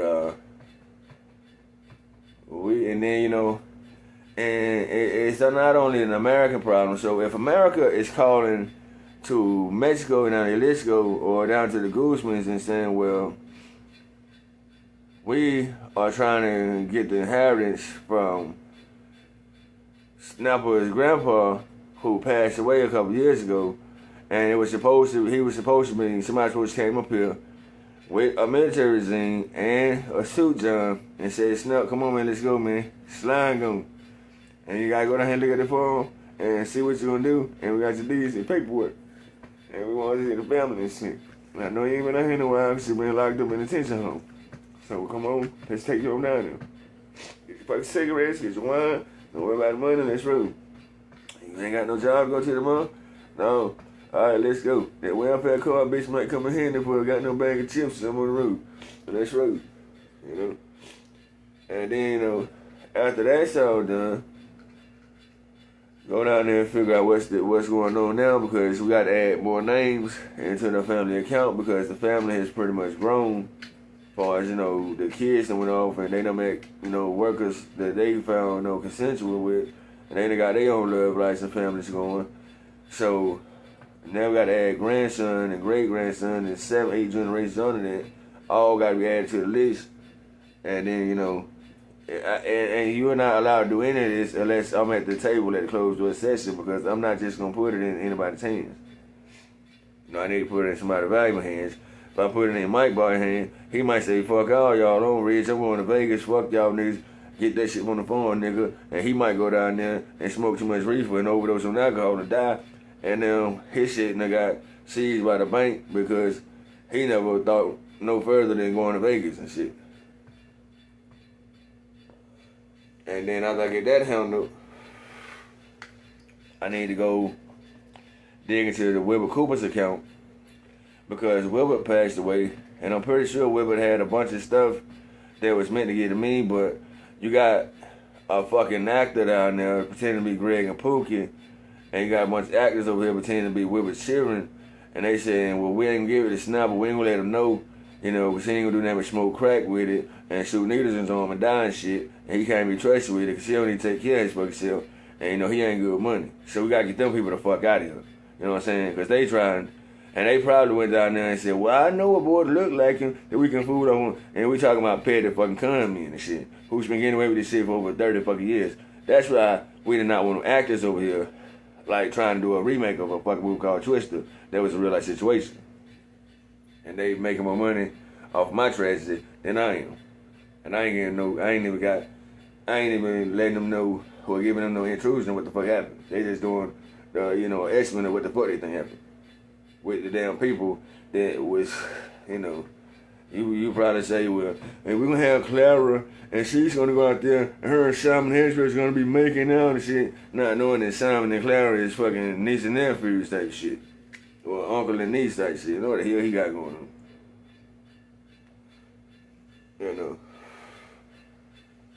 So you down here being a fucking know-it-all and don't even know what the fuck going on. Oh, cause you wanna make a movie sale and you ain't gonna sell the movie, cause it might not be safe to sell the movie in America, cause if they hear about it, they gonna beat your ass. So you probably selling this movie overseas in fucking Europe and Asia somewhere, and everybody's aware of the shit except for me. And you making millions off my story. And then you convince the motherfuckers that I was just an actor myself because the baby fucking died. They hired a little boy to be the fucking actor. You just a fucking swingling fucking conman, And as I'm talking to you now, I'm talking to you in a way where this goes for anybody that's in the military, for say, it's all, and you might say, well, I got my bank account set up and it goes to my baby daddy and my child. Well, you gotta realize anything might happen to your baby daddy. Somebody might be needing some wine one night. They might say, hell, I'm gonna bust him upside his head and shit. Then I'm gonna hire a TV actor to go down there, cause Hollywood probably ain't doing good at times with all this shit going on with these. Ain't nobody really going to the box office. Everybody pretty much is going online to jailbroke, whatever the fuck that 5-stick box, all kind of shit. Watch movies for free. It's just like when the music business stopped selling goddamn CDs and they had to rely on going on the road and doing concerts to make their music. So they got taking a big loss in their cut check where I might have to bust somebody upside the goddamn head and steal their fucking wallet and sell that shit to a lookalike through a Hollywood source to go down there and clean the nigga cabinets out type shit. And I get that nigga a cigarette, well, we laugh a cigarette, he gonna fall dead, cause cigarette have fentanyl in it, and then we just walk the fuck on out, cause I done got paid, and I don't need him no more.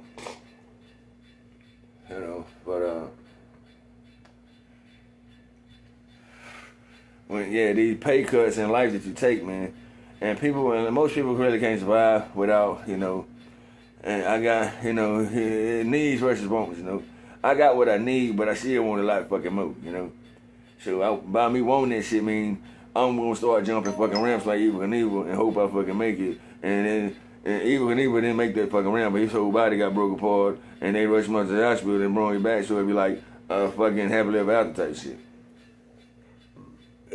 Cause somebody got to collect this goddamn welfare, and I just can't leave when there were kids down there and he's down here bleeding out the damn nose and ass out the mouth, man. And that was dangerous fall, man. And that's the kind of conversations to go on in the goddamn ambulance and shit behind the scene. You might care a little too much, and you might be telling your children the Santa Claus story, and that's the education system that Santa Claus bought it, but the fucking president's been on the tree since October or some shit. And it ain't decoration at all. So you were really messing your kids' education system up by doing this shit.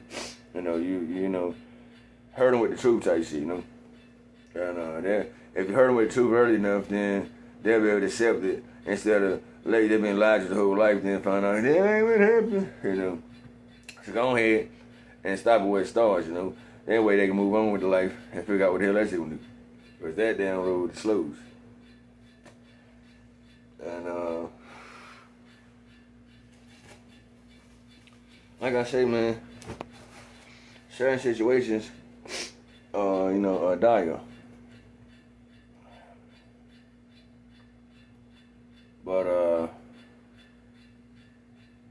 and then after handling this Weber Cooper situation, I don't have time to be stuck in the office, man, or stuck down here doing military drills and shit when I got a whole lot of other stuff to be doing.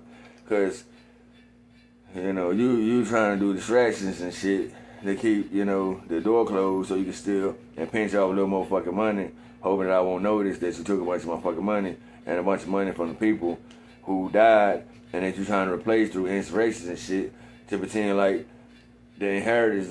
See, let me explain this. So people fucking die, alright? Let's say everybody fucking dies. They get some Hollywood cash people to look like them and bring them the fuck back down there. So they already got a death record to say they did. So the inheritance is already signed over to an actor that looks like you. But you don't know where anything. Because you don't even know, in your mind, they thinking, well, you may have been going away, he don't even know they did. So now you sitting down there and you just clueless about inheritance because you don't know, and you just saying, Billy them crazy, man. I like to see them come up with that shit. The whole time, Billy them, I ain't getting a fucking dime out neither. They just down here, in a free fucking house, getting a free ride type shit. And then next thing you know, up in Washington, they're there, and they spending your fucking inheritance on the con man shit. It is so. And then, and then they got the goddamn code that he'll probably be dead before he figure it out type shit. Alright? So, then, Billy them might start talking about getting life insurance. And you might say, what, I do need to get life insurance. But most people always think about life insurance, but they never think about, inheritance and signing over deeds and, who's going to inherit my house. Like, let's say, it should be obvious that if I die, then my kids should be able to get my house because they've been staying their whole life. As far as which she can get a house, as long as, and the house just might be here for when y'all come down here and have a damn family reunion or, to see the other family that lives in the neighborhood type shit.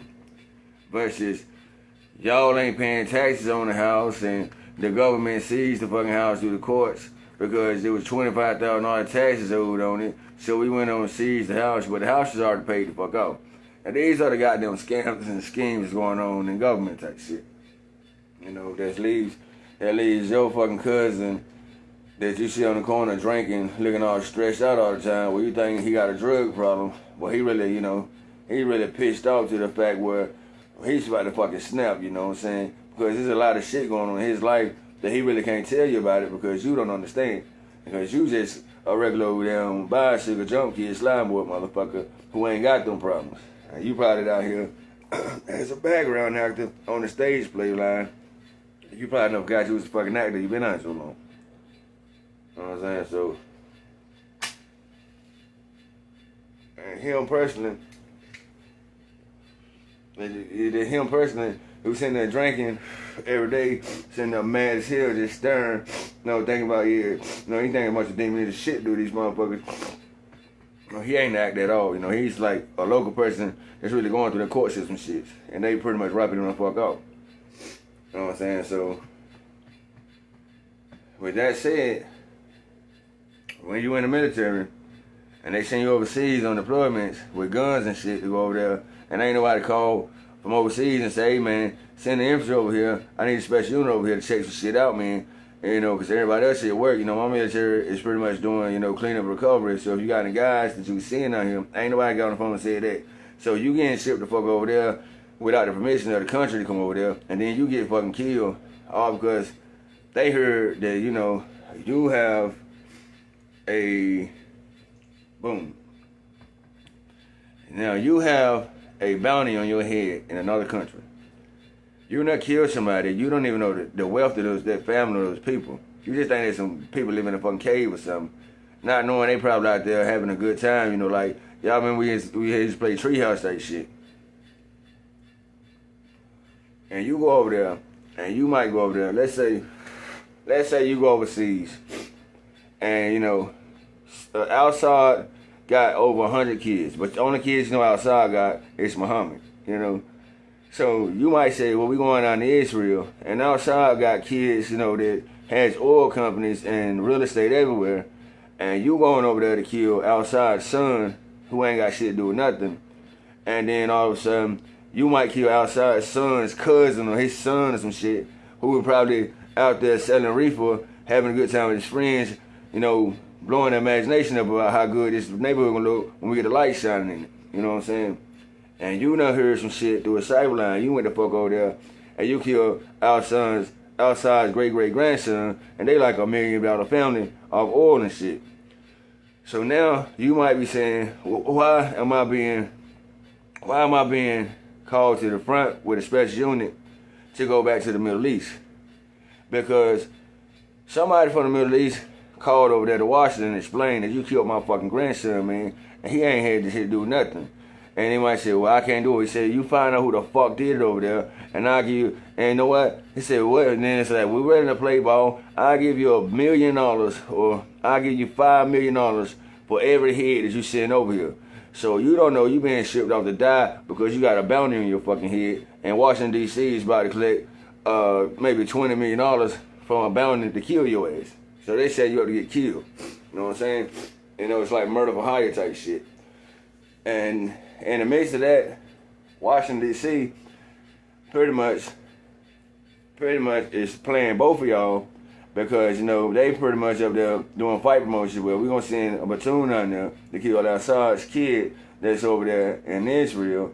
And then we're going to make it seem like somebody from Iran did it. And then they going to call and they going to say, boom. And then, you know how come in, boom, they get the Jim car. You know, we're going to be in Vegas, you know. We're going to set these niggas up to kill it. We're going to set these niggas up to get riding down. You know, they can go up there, they can get fucking killed. Then they can call over here and they can offer us $1 billion to send them niggas back over so we can kill their ass and question them. Then boom, while them niggas fighting, we got $1 billion. We calling around making all kinds of calls so we can have some strippers for the night.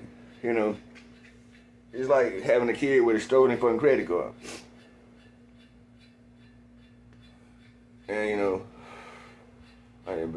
that's the way they setting shit up. And you know, it's under the deal table.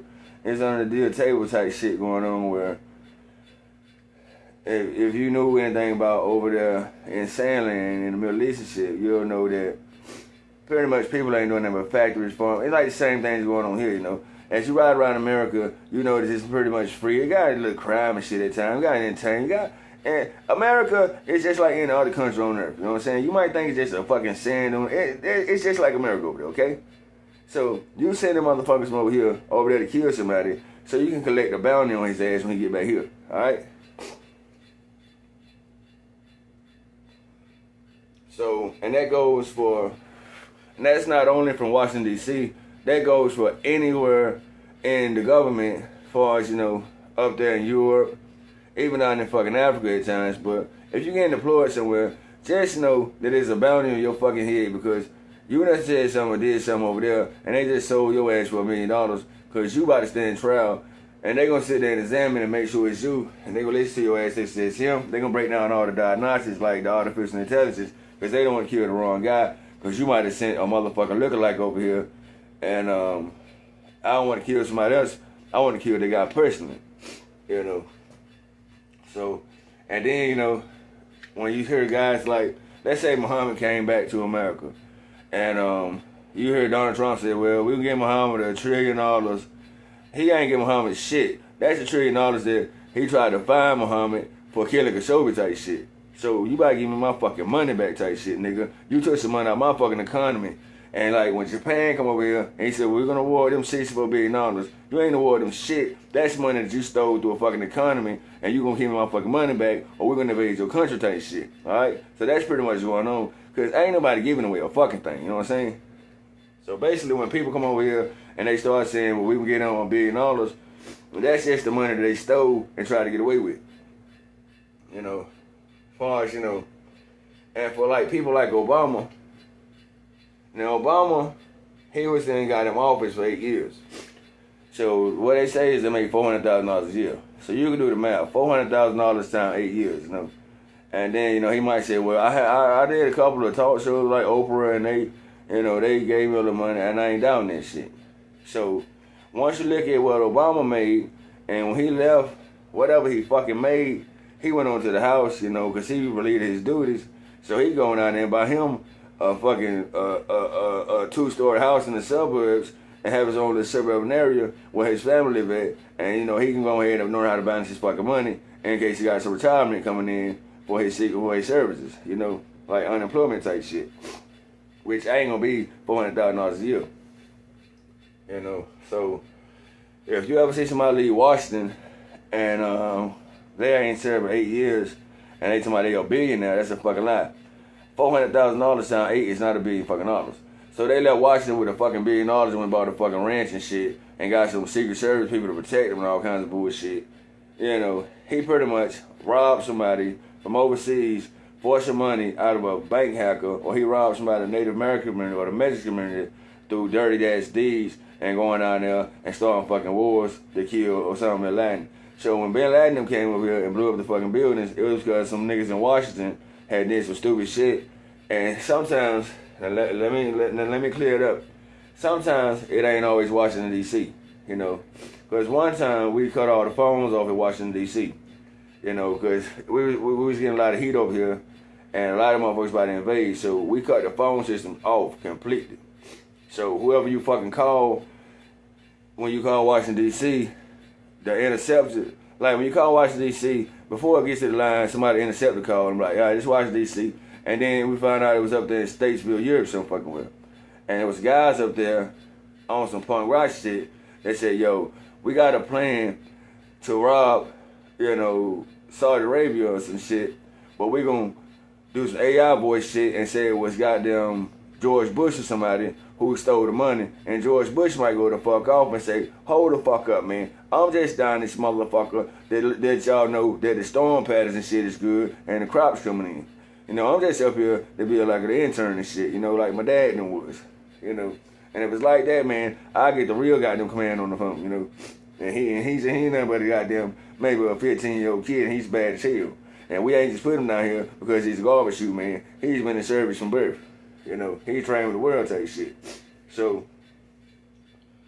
at times where motherfuckers is thinking, well, it's Washington, D.C., and you know, if watch the local mind of Washington, D.C., they're like, hold on, man. What's the fucking area code, you know? What's the area code of Washington, D.C.? They might say 673 or some shit. That ain't the goddamn area code over here. That's somewhere, you know, so we all on the phones trying to figure out this goddamn Die Hard 2 heist motherfucker who's scrambling up the systems to pull the fucking heist, you know what I'm saying? And that's why at certain times I got code names like John McClane. Cause they be like, man, go get fucking John up out the bed. So if y'all hearing somebody say go get John, they talking about come and get me like John McClane, because this is some Die Hard vengeance shit, you know.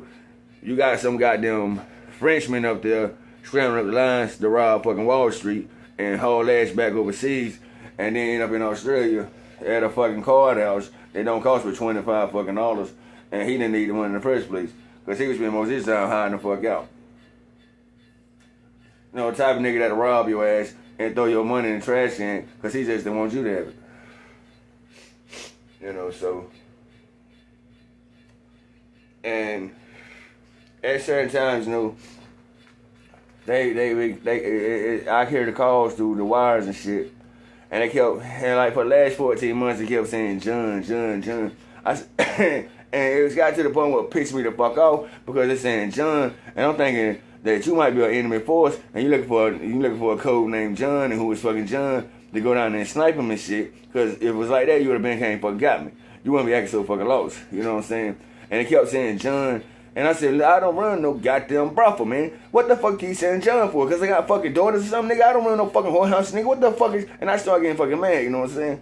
And, they just keep saying John. Then it's like Sean Connor or John Connor or some shit. I was like, man, you know, who in the fuck back here acting like they got them Andy Reid and they don't know what the fuck's going on, man? So somebody that got swapped the fuck out who was on the team, or he done stumbled across some yellow page books, and he over here trying to pull the fucking heist again and some shit. But you know, and once they start saying these names, you know, it's only like, cause we got Hollywood pictures over here, man.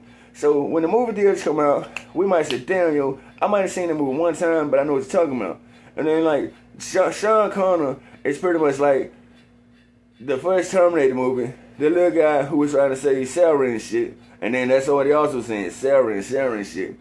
You know, what in the fuck is you got some goddamn guy from Scandinavia world out here?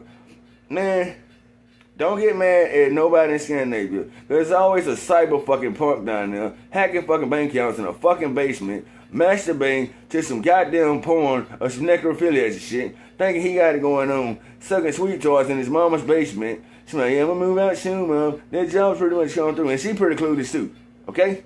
So it's always some dumbass guy down there trying to rob a fucking bank account.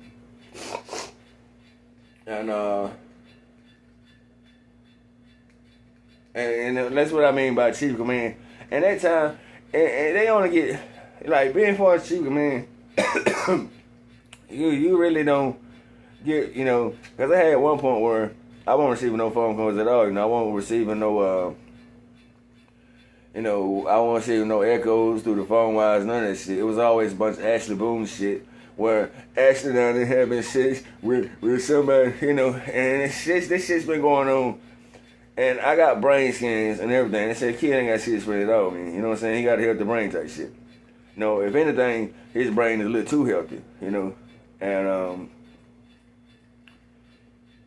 we got a fucking annoyance. And then they talking about a gag order and shit, you know.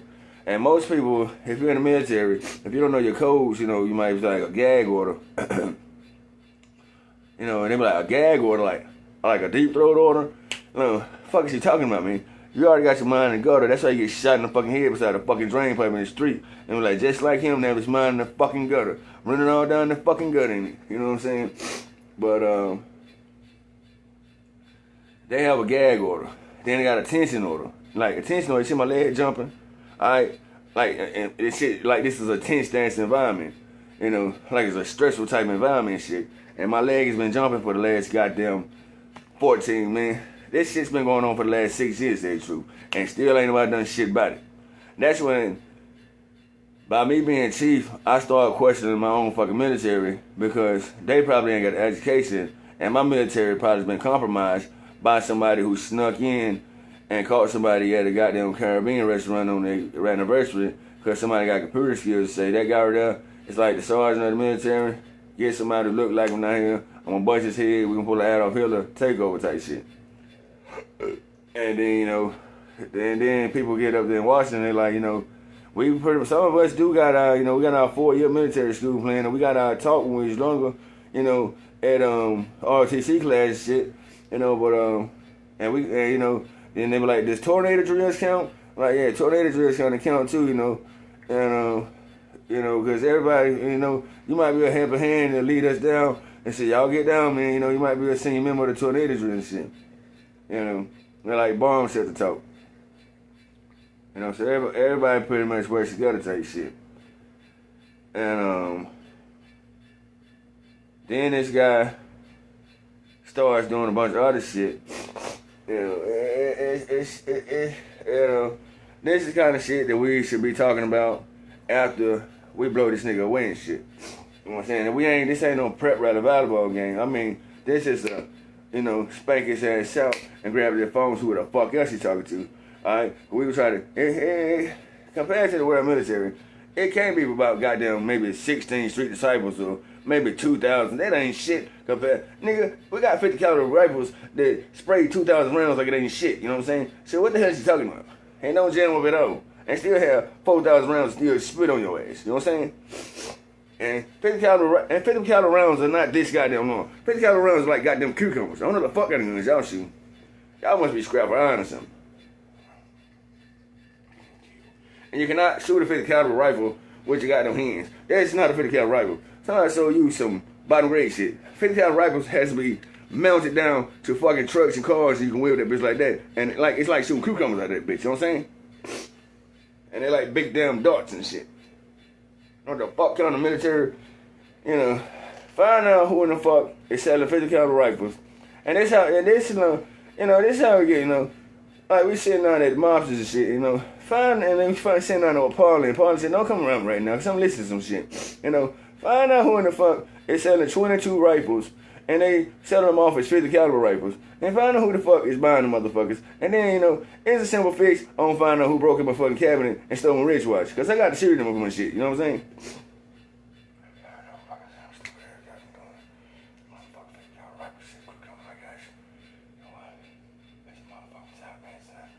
It can't be the fucking Taliban.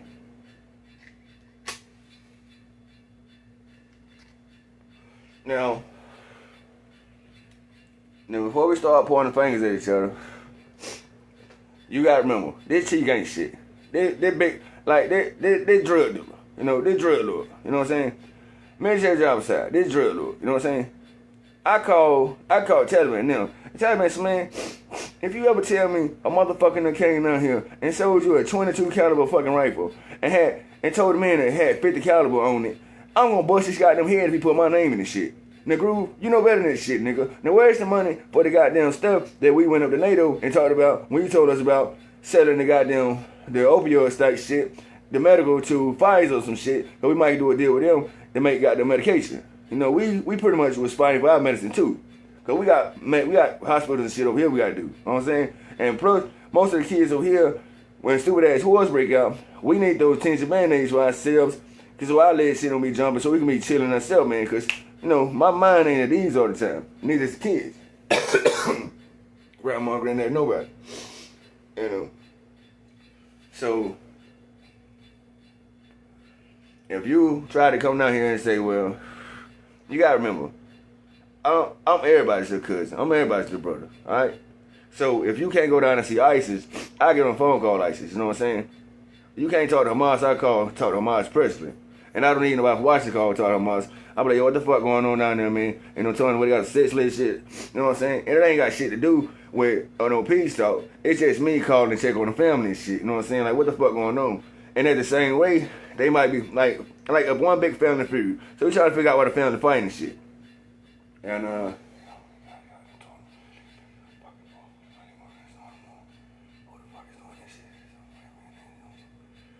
so find out who the fuck this white man is. Man, I wouldn't give a fuck if he Smurf Blue. You know what I'm saying? Find out who this white man is named fucking Warlord, who's doing all this stupid ass shit. Like, because he been watching these dumb ass Tom Hanks movies his whole fucking life. And somebody told him he gonna be like the Hulk Hogan of war. Find out who the fuck this movie actor is, man. Alright?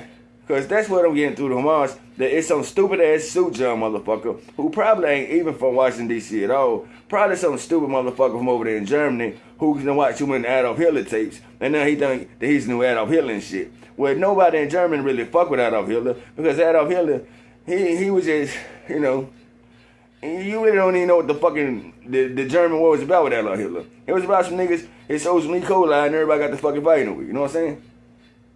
Threw some food, and you know, they just kept, and I done fucked up all my stuff, and I want my fucking money back, and I done bought this shit, and you say, fuck you, motherfucker, and you know, that's your last words, them fighting words, you gotta go down and fuck them niggas up, you know what I'm saying? So, you thinking a lot of wars start because of skin color. A lot of wars started because people are selling bad products on the markets, and I just bought some motherfucking, I just gave you money for real authentic products, and you sold me some artificial shit. You know what I'm saying? I thought I was buying real apples, and when I bit into it, the motherfucker didn't even break it. Bro, you sold me some fucking plastic apples, nigga, hungry is. You know, you sold me a whole fucking 35, 18 wheelers in them shits. You know what I'm saying?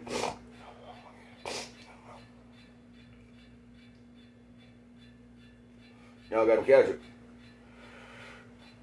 Don't worry with that nigga. Slap his ass in the head, man. He's a necrophiliac child molester trying to avoid a case for some international child molestation shit.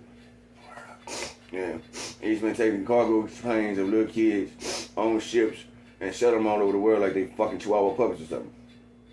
All to some guys who are in child molestation organizations with him. That's what I'm saying. Don't overthink and pop his ass out. If he down there trying to get you to protect him, then that means he ain't got nobody in his army in the first place. Alright, I feel you click them off.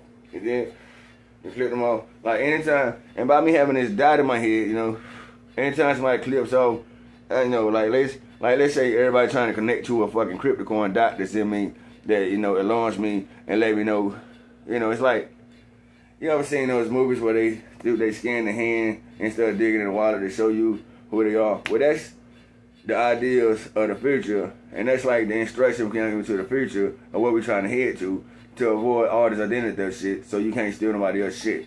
But then you got the guys, these what if guys, you know, I can hack that system. Then you got, you know, we out here trying to make it better, and you trying to see if you can hack the system, so you automatically getting the fuck out. You know what I'm saying? But you always on these goddamn code breakers. Find out who the fuck code breaker is too. That's the key name, alright?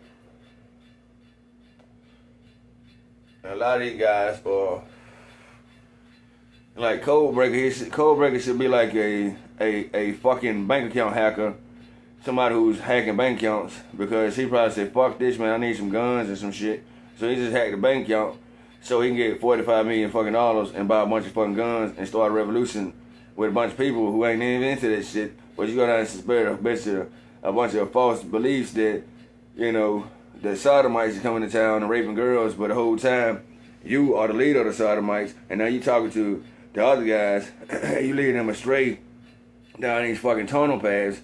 No, somebody, we gotta get down and get the sodomites. Damn, they ain't down here. So while you distracting them on the distraction order, the real sodomites taking the fucking women and fucking raping them and putting them on cargo ships. You know what I'm saying? So, you know, you gotta think about it, man. Why this guy's talking to me, his buddy is digging in my back pocket, you know, and they working together against me and shit. And I know you might say, Groove, man, too fucking hot for this shit, man. I'm already goddamn hot as fuck, man, glooming out in the sun, man, trying to figure out where the fuck I'm going in the shade and drink some water and shit at.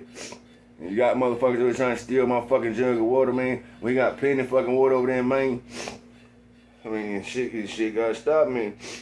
You got me and all the homies up dressed in white, man. We down in the tunnel, man, trying to figure out what the fuck's going on. Alright? But, and that's like the old switcheroo shit. And my buddy laying on the floor, Hamashi on the floor. And sometimes, man, where you might hear that over in the Black Sea that they blowing up oil tankers, it's because that oil tanker has been stolen by some military that probably ain't even Washington, D.C. You know, they probably trying to cause a diversion and put Washington, D.C. in the mix. And the whole time it ain't Washington, D.C., it's probably fucking Scandinavia or something fucking about it. You know what I'm saying?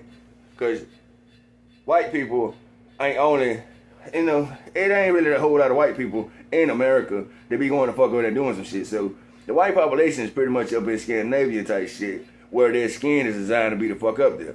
You know what I'm saying? And where it's cold and where they need heat and warmth at times. So America don't really need to jack nobody for shit as far as no gas. You know what I'm saying? All that shit is going on the East Coast and the Eastern world. So those are European, Asian, and African wars is going on. And then, you know, the Europeans will say, well, the Americans are allies. And Donald Trump say, you a motherfucking lie. You know what, Mitch, you from Brooklyn Harbor, motherfucker. Hang up on them. And then Donald Trump get on the news, start talking shit. And then Iran don't get the news. And they say, fuck Donald Trump too, because the nigga got his back. And the nigga probably got his hands in the fucking pot with him. And then that's how everybody starts saying, well, you got his back, we're going to fuck you up too. And then I said, man, I don't even know Donald Trump neither, nigga. I'm from down here in the jungle trying to show the cocaine for him.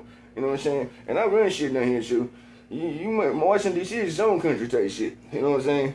And then Donald might be saying, you little motherfucker, I thought we was friends and shit. Remember this night, all kind of shit? I said, look, man, get in the fucking car, come keep me the fuck up. And I'm going to get on the phone, and I'm going to just talk to everybody, let them know what the fuck going on. Because it's like, you know, it's like niggas come over here.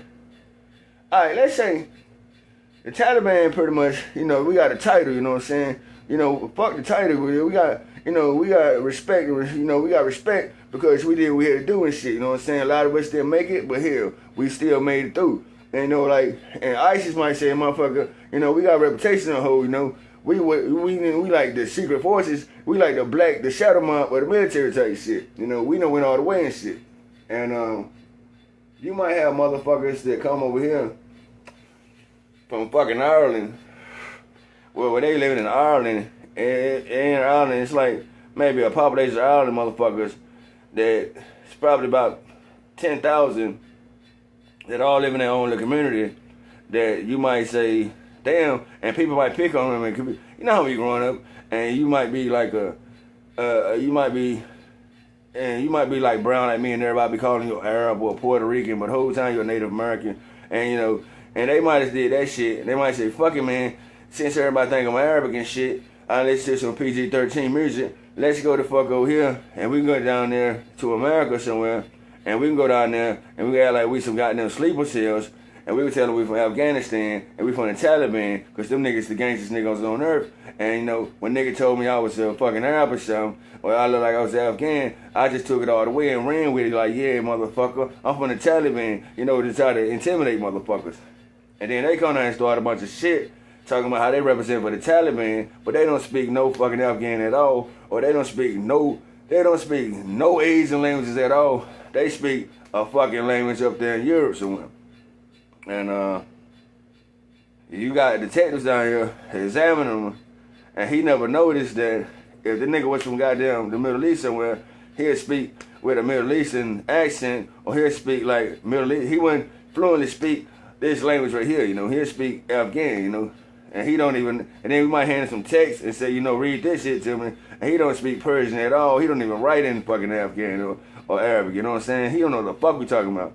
So he just down here trying to call it a diversion, because we from fucking Scottsdale, England somewhere, but everybody think we Arabs and shit. So we just took that shit and mob with it, like we was the strongest niggas on the hood, and we see the Taliban taking over shit. So we going to America, and we gonna be like the CB4, you know, like the little nerds of the neighborhood, pretending to be the big time gangsters of the hood, you know, so we get respect in our little rundown neighborhood where don't shit really happens violent besides a fucking squirrel running across the road that might get hit by a fucking truck or something. Like, that's the only murder that ever happened in that neighborhood type shit. And now they over here and they starting the system up, and you got everybody on the phone talking shit. You know how grown folk get on the phone. Y'all need to get them goddamn cheering, you know. When I say grown folk, I mean like the senior citizens of the country, like Donald Trump doing. They like the senior citizens shit. And then they might call the Rand and shit. And Ram Sanders might say, man, I ain't around, man. Put Santa Claus on the phone, you know what I'm saying? So Santa Claus, you know, he's kind of present and shit, because Santa Claus got to the point where I'm sitting at home chilling and shit, man. And might be a funeral elf motherfuckers down there and shit, you know. But I doubt if they left out here, you know. My boy kind of strict about leaving. And I got a whole lot of other shit going on. I got a lot of stuff on to do over here. So if they is over there, you let me know the names, and I'll pull them up, and I'll get a special unit to come through there and pick them all up, like secretly and silently. When nobody, it didn't want to be a big time TV. And I'll bring them down here, and I'll whoop them personally. You know, they ain't supposed to be the fuck over there doing shit over in Power Country. You know what I'm saying? And after a while, well, they say, well, we done caught 1,500 Taliban members in the United States. And motherfuckers, this shit like becomes a big news story. And everybody's like, the Taliban is being captured in America. And then I might be sitting over here just drinking wine and shit, just looking at this stupid shit like, I ain't none of my fucking brothers from the goddamn Taliban that came the fuck over here. Motherfucker, you really think that I'm gonna fight for my country of Afghanistan for us to have our own shit again and collect our own money? You really think that I'm gonna come to America? Motherfucker, I got my own hood. Why? I don't even got directions to America, motherfucker. What the fuck is you talking about? I'm from Afghanistan. So what the fuck you talking about? Must be from Scotland, England, some goddamn way. You know what I'm saying? And that's the whole thing where you got all these tourists and shit. Or you might have, you know, somebody who grew up around the park area, where in the park district, you got, you know, it's diverse. You got white families, black families, Asian families, Native Americans, Mexicans, Arabics, you know, and they all come together and they hang out and they get to smoking like hippies and shit, and they get, you know, cracking jokes on each other and be like, you know, they all like little comic book kids. And then, you know, they might watch the news and they might say, because the name Muhammad is pretty much still like a damn name that they use over here when they naming the kids. But some of the people that come over here, you know, as I said, man, what I'm saying, I got my own market set up. You know, I made enough money, or my dad then was here since, you know, like the 40s and shit. And we had like a little mom and pop store, and then we got into a farm, and the family started to grow. And all the money and shit started coming back in, and we started inheriting, and we trying to figure out what we was gonna do with it. And yes, we still name the kids Muhammad and Alfali or some shit, or Kali or something, you know, because that is like the name in our household and the name of the ancestors that we name after the strong heroes in our family type shit. So he might be here, and he might start getting these little crowds of, you know, everybody getting along, you know, all races getting along type shit, and these little raves and shit. And they might start finding him. Like one night they might say, look, you see that and then, you know, they might be appreciating each other a little too hard.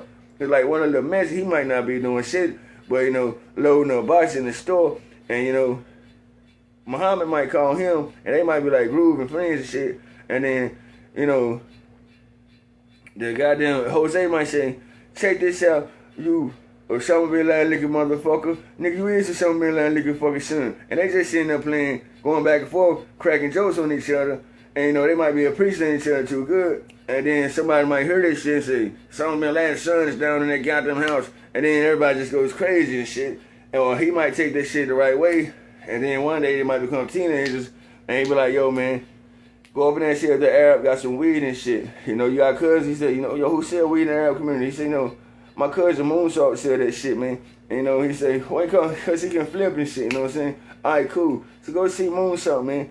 And then Moonsalt might be selling goddamn weed that he grows in his house because he smokes weed. And, you know, he's pretty much in his socks and he's down numbers and shit.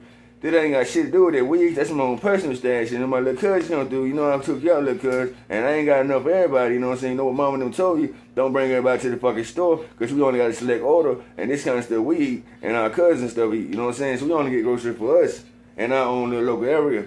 So don't be bringing everybody to the house.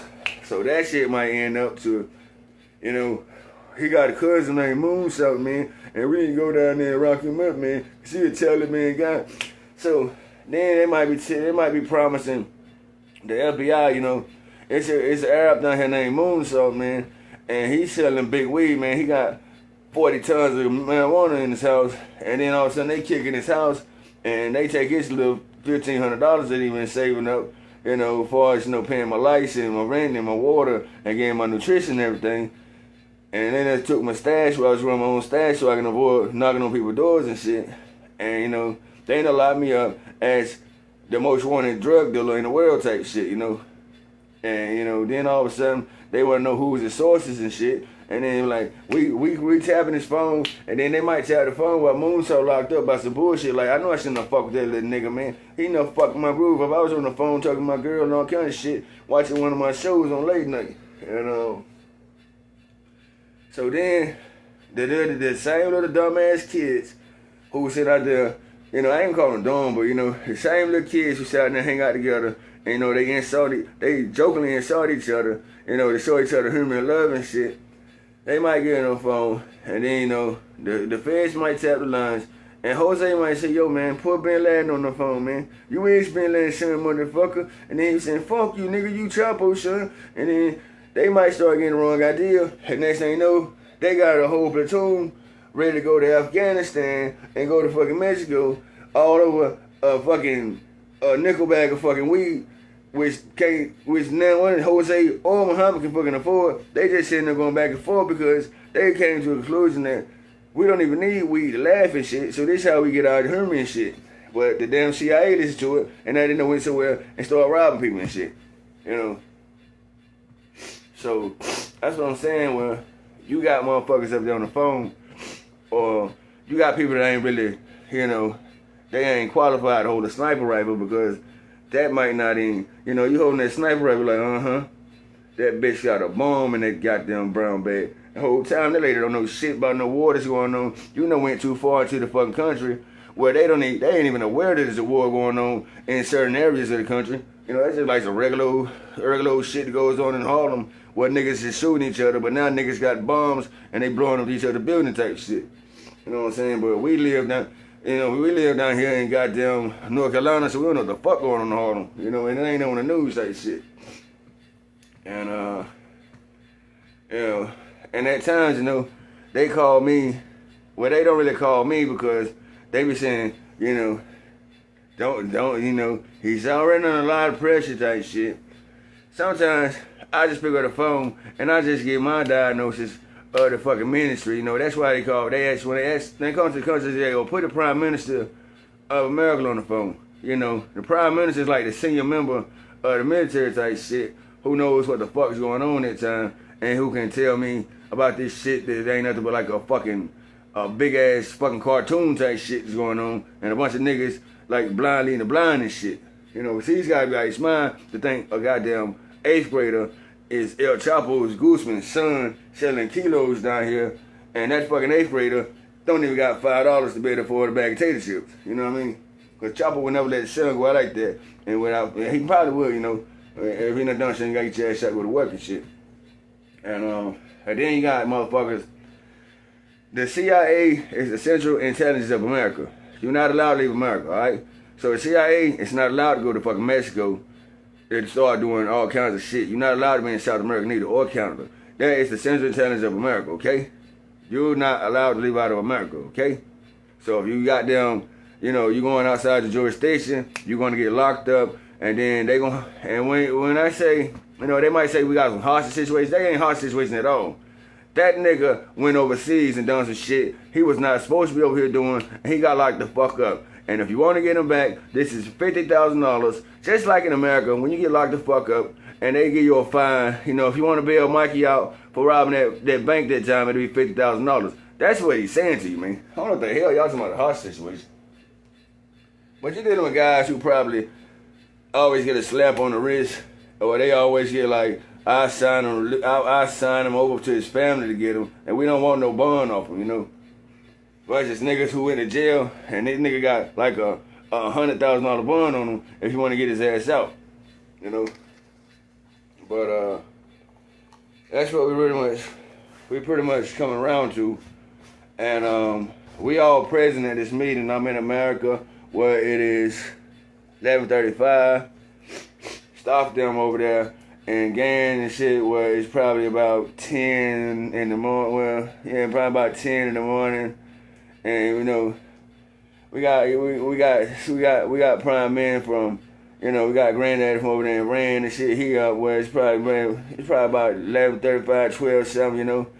And we all, the military, everybody, so we all on the same page for us, you know, y'all some of this ceasefire and these peace meetings, you know. So part of a ceasefire is you got to call in like the prime ministers, like the senior ministers of the military, who got the most knowledge and education, who pretty much is born in this shit without a choice, you know. So him, everybody present. So that's when we have like a war going on. We got a lot of people that don't approve of some shit that one country's doing, and we all trying to figure out what the hell's going on, because it's that storm coming my way, because I'm in Japan and I don't want like a blood sport in the middle of the fucking street that stormed over for some shit that happens over in Israel, because niggas will fight all the way to fuck home, and they'll chase your ass all the way through different countries to kill you and shit, because niggas be trying to play hide and seek. And I don't want my business getting blown up because of fucking espionage in Japan. They're trying to listen to some phones in North Korea or some shit, you know what I'm saying? So, that's what I mean is, unplug the phone. Was one time where I told niggas, and they was like, man, that goddamn Saudi landing called me. Fuck you talking about? Said somebody fucked up a couple of kilos, man. You know, and that's just what he's saying, right?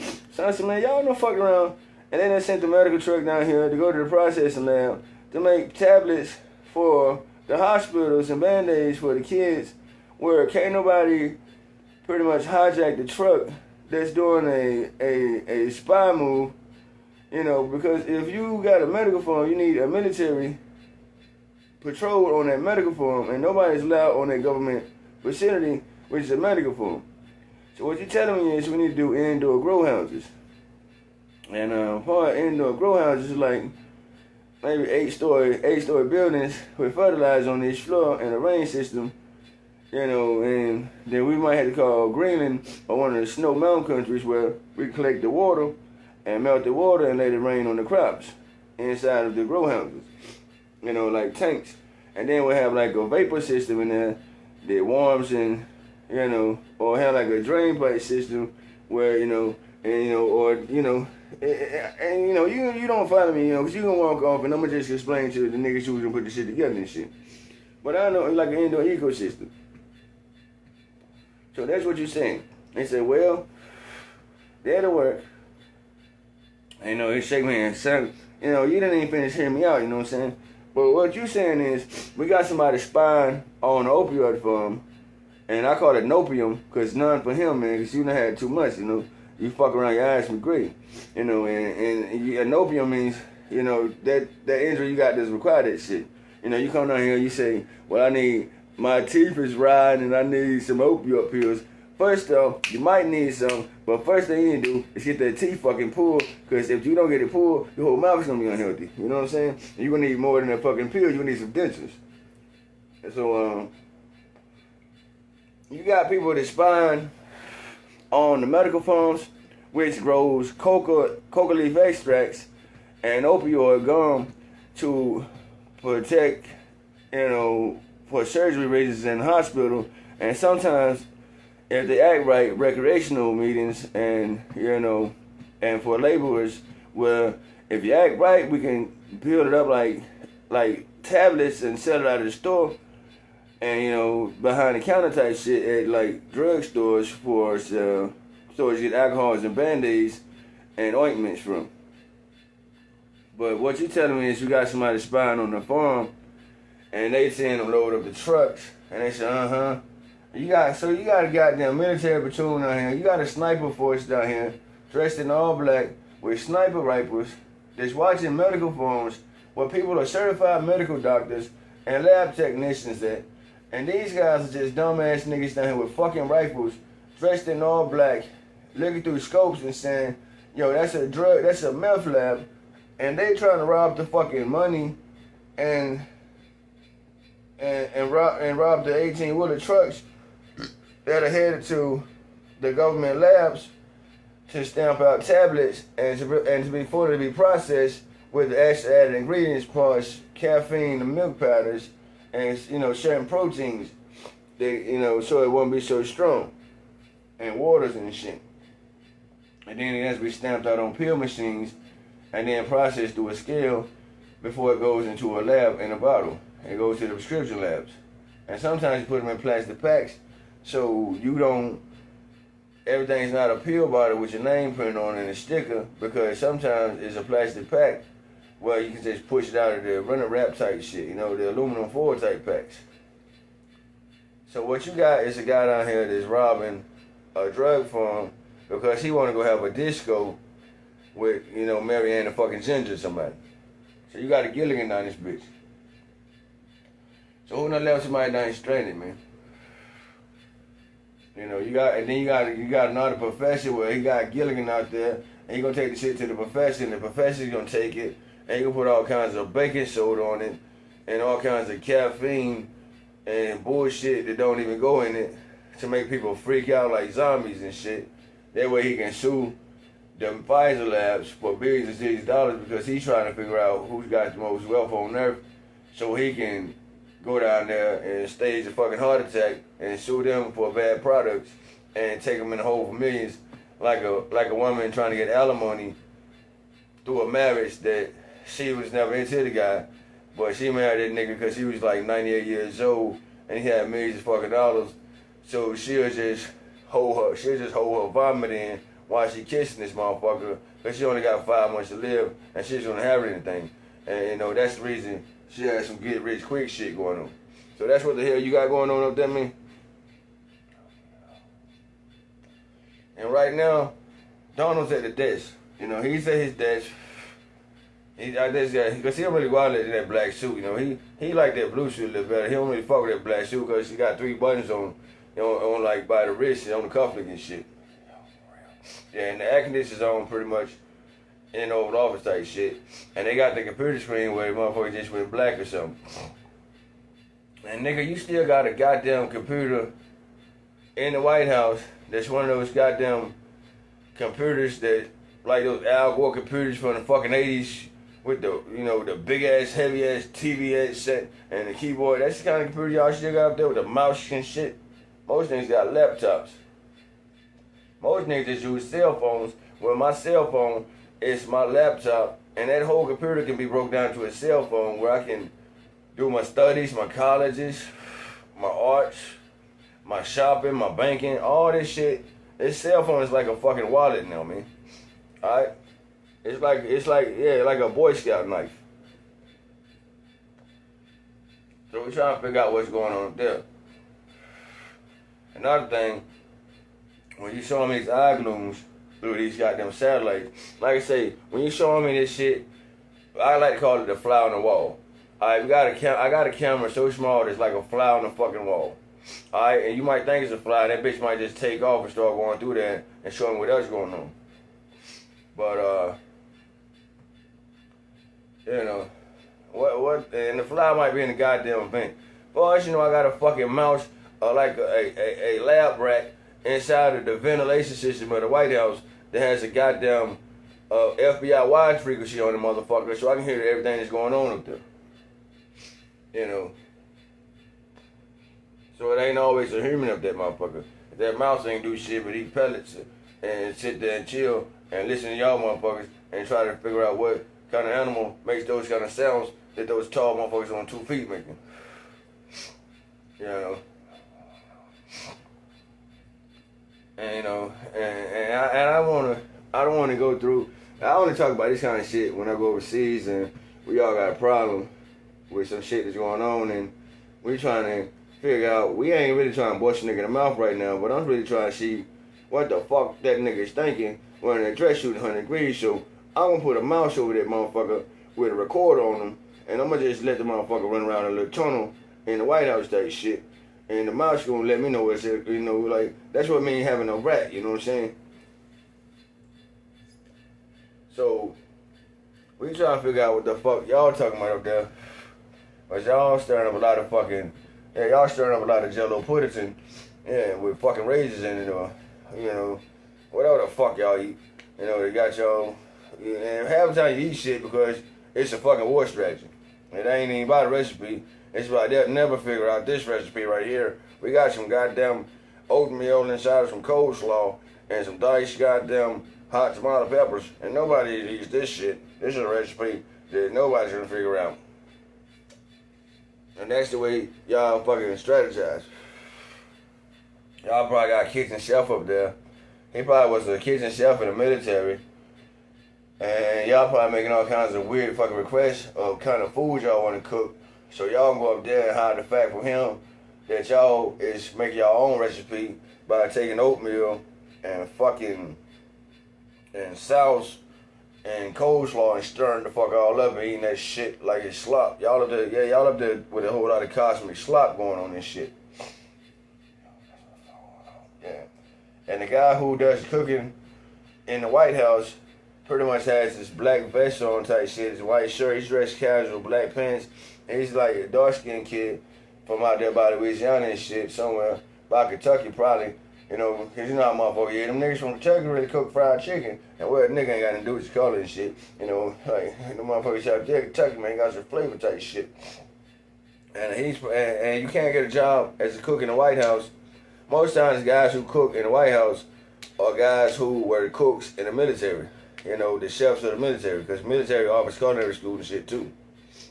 You know, for, you know, when we go out and he got to cook for the platoon, or we might have a cookout, so you got goddamn Bubba up there, you know, and I ain't calling him Bubba, you know, like Bubba's Burgers and shit, you know, he knows the way to his burgers, so everybody get the same, everybody saying, his burger bigger than mine shit, you know what I'm saying? And you got guys up there who probably hear stories of me in the military, but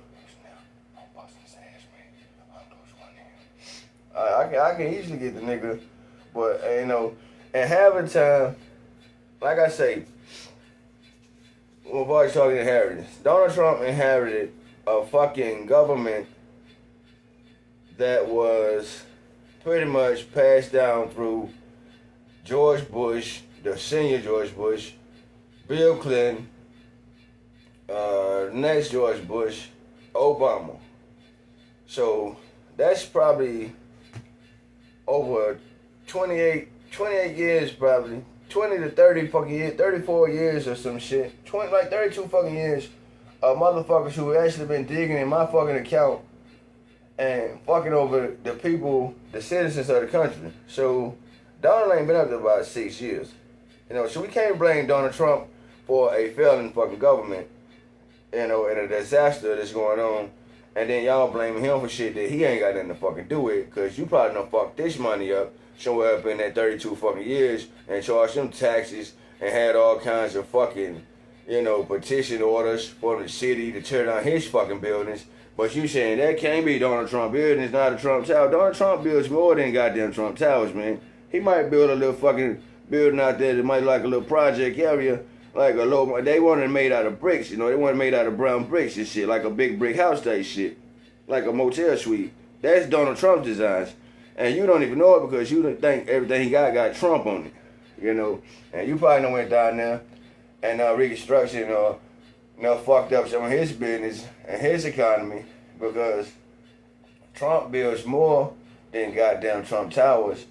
And, you know, Trump pretty much has his hands all in shit where you trying to rob Donald Trump and say his money ain't accurate, or you trying to extort him because he has maybe $2 billion. You know, I ain't gonna go that far, but business is good, but I don't know if it's that fucking good because, you know, Donald Trump is an older nigga, and his mama them, if his dad them got inheritance, then he pretty much collected.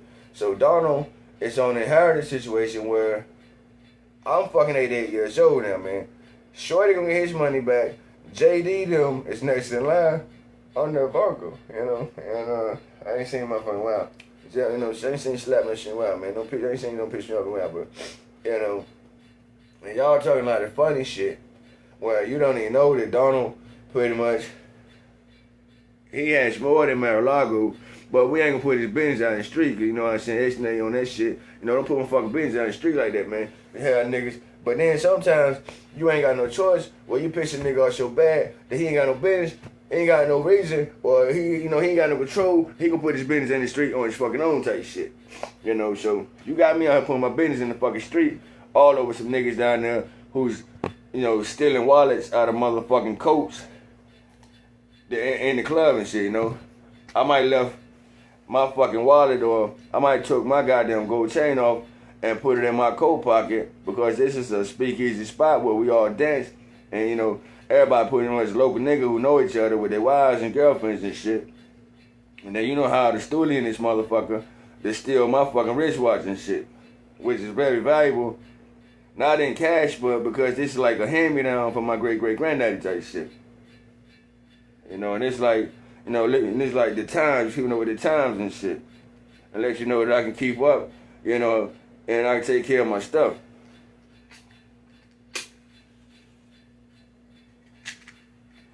So what we dealing with over here, outside of these wars that's going on overseas, that's in like these designated area type shits where nigga, you know, over there, everybody, nigga, fuck you and everybody over there in Timbuktu, Israel, some shit. And them niggas got their own conversation going on.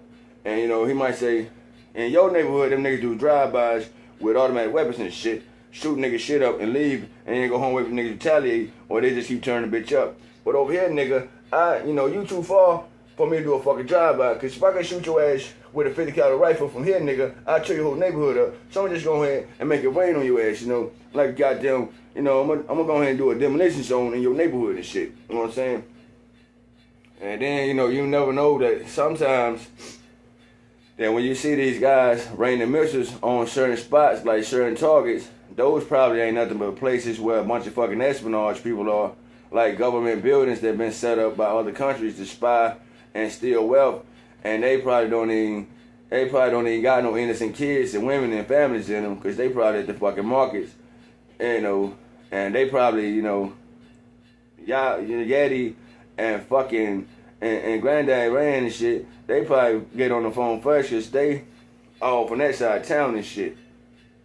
So, you know, they probably say, you know, yeah, what's going on? Yeah, yo, man, tear this goddamn building over here. And yeah, they might be getting that nigga locations to splash out on. And he say, fuck it, you know what I'm saying?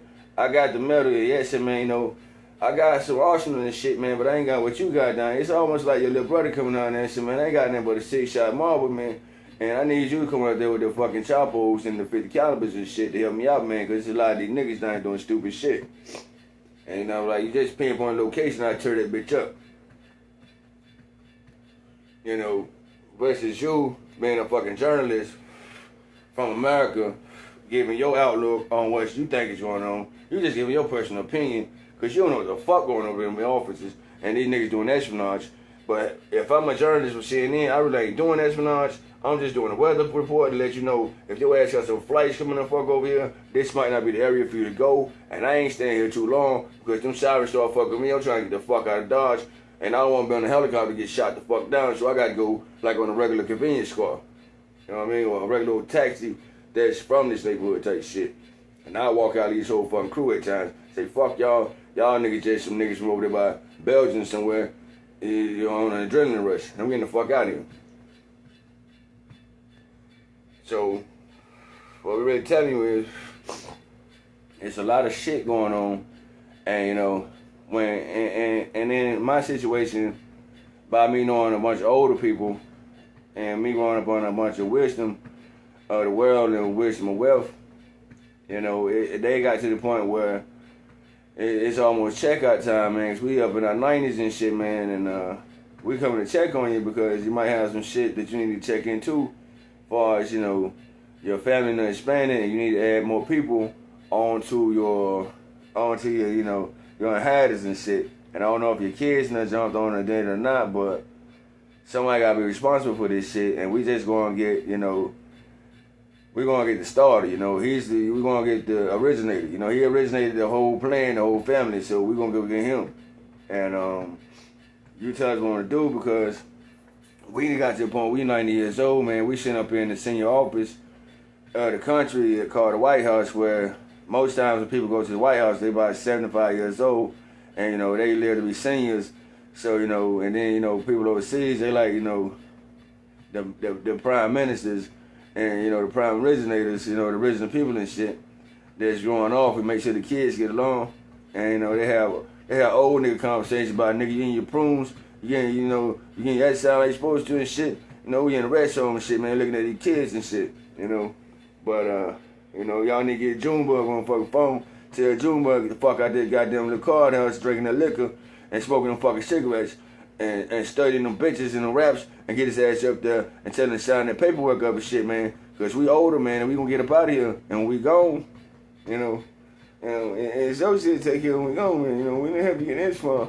And I hate to come back to this motherfucker and be reborn through your ass and one of your goddamn grandchildren, or, you know, or a couple of generations down in the family, you know, because we all got our blood stirred together, and come back and they say, man, June completely sold out, and that nigga didn't take care of business like he's supposed to, like he was a short nigga.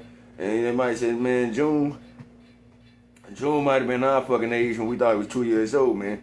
He might have just been like off in the distance and shit. And you know, you don't realize I'm getting older too. I'm 39, nigga, but I'm in dog year. Like 39 to me is like I'm 80 years old, like the rest of y'all niggas. You know what I'm saying? So what we need to do is schedule a day where, and when I start saying shit like, you know, we should have a family reunion type shit. Alright, when I say we should have a family reunion type shit, I don't mean hire nobody to cook and don't hire nobody to do shit. Alright? We having a family reunion, you let the family handle this shit. Alright, you don't go get caterers and shit, and we go to the family reunion and they be saying, what the fuck is this shit, man? You know, fuck away with eat this shit on that shit and tell me. That shit ain't what fuck. You don't come down there with no fucking military caterers. Alright? Doing family reunion, we know how to cook our own shit. And the family reunion ain't about catering shit, it's about everybody getting together and put their own recipe shit together. And have it on the table and shit, you know. And everybody getting a scoop. And thinking about what else we can do with the farm and what kind of recipes we can go. Because we might be sitting there and we might notice one of the kids on the floor squeezing ketchup on some shit that we never thought about putting ketchup on. And he be eating that shit. And then we be laughing like, he gonna put that shit in canned food, especially if he get a liking it and all the little kids start liking it. He gonna be in control of that canned food, you know. And that's how we keep carrying the inheritance. As far as, you know, the money, the generational wealth, where your old grandparents might have started with $1 million and their parents probably started with maybe 10 acres of land and some fucking corn seeds and it made $1 million. And then, you know, the next got the million. And then, you know, it became a family name. And then it got down to us in 2026 where it's over 35 zeros in the account. And it's still growing. And we don't really pay it no fucking mind. We just look at it as we can go to the store and make a grocery. We ain't going to the store buy everything. We just going to the store and get on the phone like old motherfuckers do and say, man, yo, like Goya might call us, yo, man, you had my new canned beans, man, what they taste like up there, man, because I don't process everything down here and shit. You know, nigga got my recipe right. I say, I'll run down here and check on it. It's almost like calling up the street and say, yo, tell Junior to run to the store and check on them beans, man, make sure they right, man. So I don't want to have no recalls and shit, you know. And that's kind of shit we do. So we probably we go up there and discuss products. That's why I need a fucking market card. At times, the phone might ring and say, yo, Snap, man. Rand said he sent some motherfucker loaf bread or a bit, man. Has got them blueberries and shit in it. She word, yo, get down there and see if the nigga doing it right, man, because I'm thinking about putting a station over there. You know, because I got my shit hooked up, don't hook your shit up. I'm sending motherfuckers over there with you that they let it do it, you know, so y'all have that down there on the table and shit, man. And let me know what y'all think we should add to it. And I be like, yo, we gotta put some maple syrup on it and rub that shit in some maple syrup, man, because the bread is moist. And some maple syrup make it come out a little better taste shit, boy, as a dipping sauce. This nigga ain't put no goddamn maple syrup on my shit, nigga. Anyway, nigga, maple syrup when this white motherfucker burn this white face. You know what I'm saying? And we might get a laughing and shit like that. You know what I'm saying? So I can't believe you told me some shit like that. And I ain't even think about this shit the other night. And that's really what we saying. So what we telling y'all is, no, we ain't thinking that we some uppity rich people, because we just some regular niggas on the slums who got some loaf of bread money, man. So we don't want y'all up there thinking y'all got it like that, and y'all start stealing our groceries and shit, buying all kinds of guns, thinking, you know, we in charge of some mafia shit that you watched on the fucking Steven Spielberg movie. You know, you got your own check, and like we got our own check. And don't get mad at me, because I sitting on this bitch, and I got $35 billion in my pocket, but I still shop like I ain't got but $25 a day and shit. Because, you know, sometimes it ain't about the money, it's about keeping yourself healthy. So we trying to figure out what the hell y'all got going on, because y'all up there and y'all got your own little agendas where y'all stealing bank accounts, because you think if I steal a bank account, then I can sleep with all the strippers in the nightclub all over the world and shit. And you don't realize that if that stripper is selling sex in that nightclub, and you know, you're not the only customer, man. So she might have fucked some nigga, 10 niggas ahead of you, and she might be telling you my stuff ain't right, man. This guy gave me STD and shit, man. You know, enter your own cause and shit. And now you getting mad trying to fucking cut my throat because you didn't proceed with caution. And you didn't really think about it, you know. And that's what we mean by y'all got all kinds of, you know, y'all got all kinds of, you know, perverted ass ideas about having money. You know, versus niggas who got real aspects of life by having money. And we be sitting on this motherfucker to my, yo, man, that tuna fish you got for me all night, you know that tuna fish, Joe, you put that steak sauce on, man, stir up, and put in that toast bread. Yo, how you feel about that shit? And we all might be on the phone, you know, nodding here, like that's the groove and shit, right? Then she said, yo, what we gonna do, man? Said, first we need to do is get a fucking couple of swimming pools and, you know, some salt water in that shit and start growing on tuna fish. That way we won't have to go out there and rob the ocean, because this shit probably be big, man. And then, you know, we got our own factory set up, you know. So we talking about getting factories set up in farms and shit where we can keep providing for people in the grocery markets and putting prices on it and cutting out the middleman at time and paying the laborers to load the cans and trucks a fair price so they'll be able to afford it and get their shoes and stuff, you know, for chipping in. So we all thinking about chipping in together, and y'all niggas trying to make it like a one person agenda, like it's all about one motherfucker, but it's about the whole family and shit. Cause you wouldn't think that a nigga would have a zillion dollars and he's just own nigga with it, and everybody else in the family is got $5 can't afford a loaf of bread, and I'm sitting here with $1 zillion, so like, I'm gonna fuck they can, nigga, it's my $1 zillion. It ain't like that, man. We talk about a whole family where, you know, we call around and check on, you know, like 5 generations down and shit, and like, yo, man, what you got going on down there, man? Like, granddad, man, I'm not wiping out the bullshit, keeping everything clean. I'm like, so what else going on in Rand over there, man? He said, man, look, you know I'm on my step stool, man. Sometimes I gotta climb, and I like to feel all day, man. I said, you heard shit, then? He said, no. I said, man, that bullshit pretty be alright. He said, you know, it's me some tall folks over here, granddaddy. And, you know, you gotta make a little percent and stuff. But look, man, this is my house. I just want the motherfucker to be sparking shiny, man. And I just keep myself busy, you know. And look, I said, what's your money situation look like? He said, well, the people who live in this room type environment, they come down here and they pretty much, they swipe the card and they pay the rent on time every month. And I said, okay, cool. You nigga pay that done? He said, I can use you guys, bro. I said, no, call Junior now and call Junior now, and they might come around there because they might be down there playing cards and they been waiting for you to call. And so they come down there and laugh. Man, that shit don't need to be fucking fixed, man. They fucking stove ain't worth a fuck, man. And they come down there and bitch about it. They say, man, I don't see nothing wrong with this shit. Then I want you to show them, because you been here. So you show me what the hell you want me to put up. Because I'm a little taller than you and got a little more muscle. So, you know, pass the message down into the card table and tell them down there to say, hey, and I'll tell y'all later, all right? And I'm on the phone with Senior in there, all right? You know, the whole country. And that's pretty much the talks that we have on the phone when we communicate from over here to over there to all around the world and shit. Versus y'all up there talking about, you know, some motherfuckers down here that said that they was from fucking Washington, D.C., but the whole time them niggas was from up there by Northern Ireland somewhere. They was trying to get niggas to go to, you know, they was trying to go back to Northern Ireland and smoke fucking cocaine with baking soda in it and crystal meth glass, all mixed, 'cause that's the new rave over there, some shit. And they didn't want you to fuck their good time up drinking brews, and they just said go to Washington, D.C., 'cause them niggas y'all be from over there in America. And, you know, in their mind, they go to America and get fucking shot, and we don't have to worry about it no more. So, while we trying to figure out what's going on in these phone lines, you know, we all grown-ups now.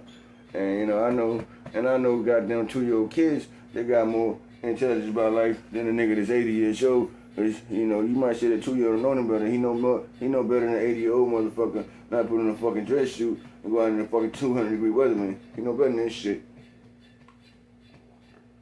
It ain't because nobody whip his ass, because I know better than that shit, man. I ain't going out like that. I might be a good hold to him.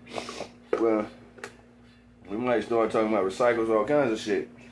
You know, and you might waste 10 years on the phone doing espionage of me being on the phone with people that's in Iran, that's into markets and businesses, and to recycles and products, and, you know, stuff that goes on around the world. You'll waste 10 years on the phone trying to get a nuclear code, and I don't even know you're on the phone if you're doing espionage. And I'm just having a regular, you know, put my grandson on the phone over there in America and shit. Man, what's up, granddad, man? Man, what the fuck going on down there, man? Shit, I ain't seen shit going on, man.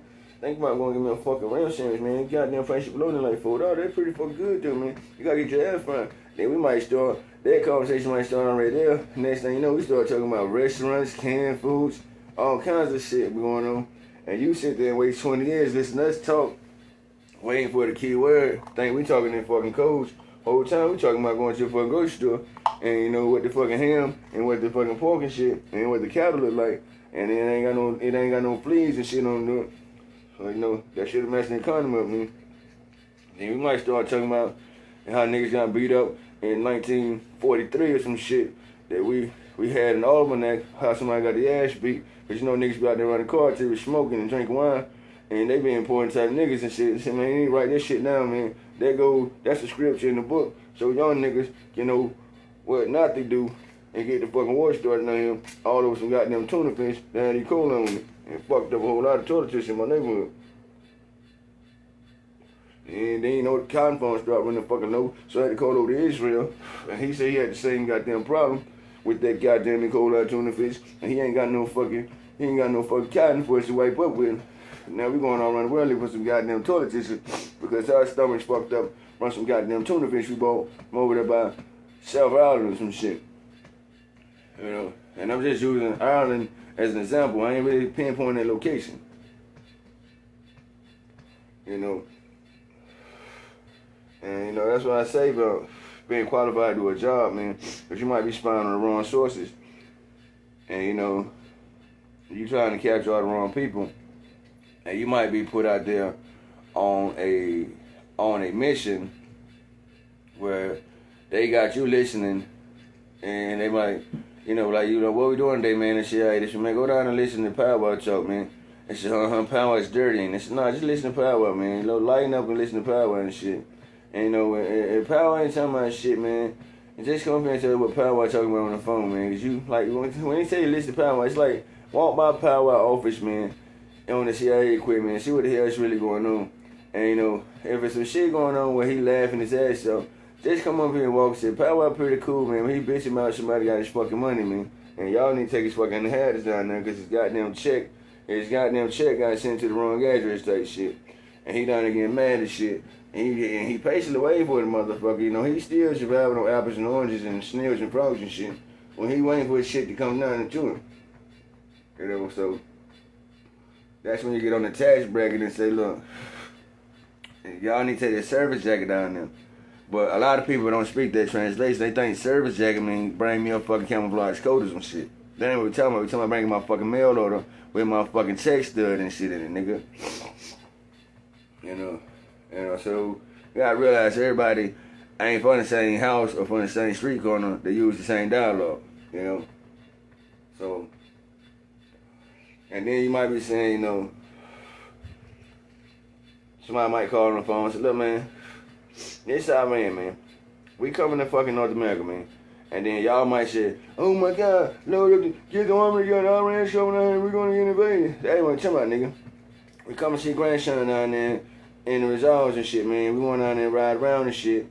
And I'm just letting y'all niggas know that when I roll up on my fly-ass plane, it's painted like an Iranian flag and like a fucking brand new Cadillac. And I'm gonna land that bitch down there and let grandson check the bitch out. And we gonna fly around that motherfucker. He gonna let me know what he think about this motherfucker. He might want him one.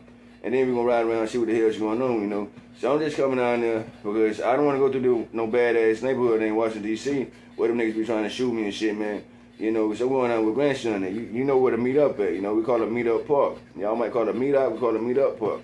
You know, so we go out there and check it out. And he said he got some markets and land and stuff down there. But it's all being compromised by some goddamn guys who down there trying to pull a get rich easy scheme on a pyramid monopoly scheme and shit. So y'all niggas need to get the fuck on up, get your lawyers and shit, and y'all come on down there.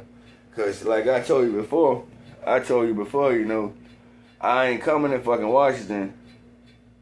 If Iran ain't welcome in Washington, then I ain't coming to fucking Washington. You know what I'm saying? You might as well say fuck power, I ain't Iran, and we Washington D.C. and we'll take over my.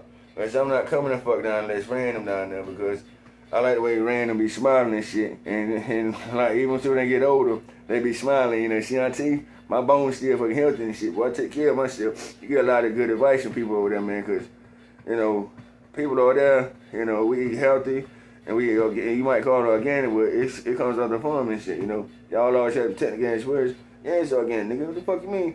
You know, what's organic? I mean, I don't put like water and, you know, hard shit on it, so the bugs, I don't give a fuck about them bugs eating that shit, man. As long as they got me, so I throw that shit over to the bugs. I let this shit for me for a board gun, cook a wine pack for it, man. Goddamn miles of this shit down here, man. You know what I'm saying? So I like to deal with people who got real life aspects and enjoy about them, you know, that I can relate to. And you might say, wait a minute, look, motherfucker, I'm well known all over Iran. Like I'm from the fucking slums. Like I'm the minister, like I'm the junior minister, the senior minister, and everybody around there pretty much knows who I am and shit. For 39 years and shit, you know what I'm saying? You know, I'm more well known in Iran than the Quran and shit, you know? Because that shit, history, but we want to hear the up-to-date shit, nigga. You know what I'm saying? We can't do nothing about this shit happening back in all our times and in the Quran. But whenever we talking about some shit that's happening in 2026, you know what I'm saying? Some shit that I seen with my own eyes and I had to read a book about, you know? So, last year, I was telling about the family union, and I said, you know, they get a family union. So they started getting satellite glooms, and it was like the gloom was going around India and shit. Where it was like, they're cheering good, man. They on mopeds and shit, they riding, you know, they have the Taj Mahal up there. They having a good time. And then start calling around Mexico where the kids good, man. They back here on the dirt pads and the trailers, and, you know, they going out there and fetch apples and shit. And start calling around goddamn Saudi Arabia, and they were like, shit, mow them good, man. You know, the kids and shit, everybody's growing up doing things and stuff, man. And then start talking random, you know. They said, random good, man. Ram Sandwich them left a long time ago, man. You know, Ram Sandwich was older than you when you were younger. And he done retired and then went on got his pay, man. And they doing their thing on vacations and stuff, you know. And then we had a point where, you know, it's like called up Europe and shit. Like, you know, and, you know, we still got tapes of you up in Europe when you was little, man. We keep this shit like in the library type shit. That's like a good ass, funny ass home video. And, you know, like call Africa, you know, like Africa doing good, man, you know. The cattle and shit going on. I be like, yo, they got juice for the generator shit. Like, yeah, but I was like, yo, we probably can see if we do a solar system or like a solar job down there where the sun, where, you know, it don't kick off some fumes and shit. And, as we calling around, I'm trying to figure out what's going on, because I might be stuck in the office, and they might say, man, that little motherfucker might be busy all the time, but he will return type shit. I will come back type shit and check on you. All right, even if it's a while. And I promise when I come back, I'm gonna be the same fucking person. So I'm gonna have the same memories of where the hell we was at. So I'm calling for a family reunion. And I ain't never really thought about a family reunion for it's all of my kids and all of the families of the world, like the one world family all coming together and meeting each other.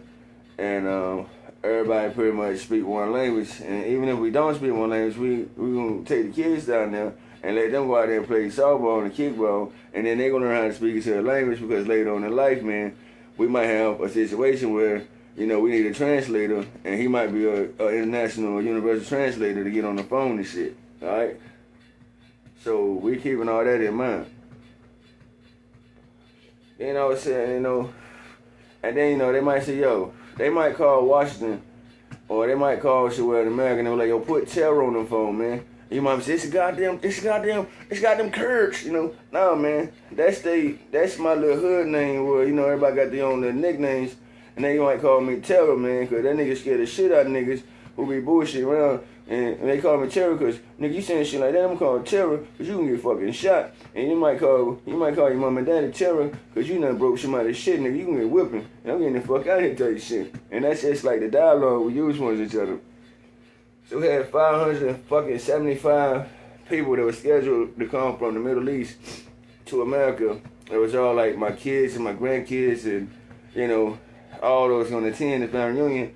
And they was trying to shut it down, saying, nah, man, we can't do it. So now we still at the drum boards trying to figure out what the hell we gonna do at this family reunion, and what stadium we gonna have it in, and what we gonna cater. So that's pretty much what we're trying to get on the phone about. And it was June. And I say, if I get my fucking money from out of the account up there, then, since it's since it's gonna be my little idea on this shit, how we gonna set it up, y'all just call the family up, get everybody on the lines, and they be like, yo, what colors you wearing? We all wearing black, we like, man, we all wearing black. You wear black short pants with 6 pockets, black t-shirt, and bamboo hats, man, to block the sun rays. And, we all dressing like crows, man, like a family of crows and shit. So we going over the crows at the powwows, you know what I'm saying? This is Crow Family Union.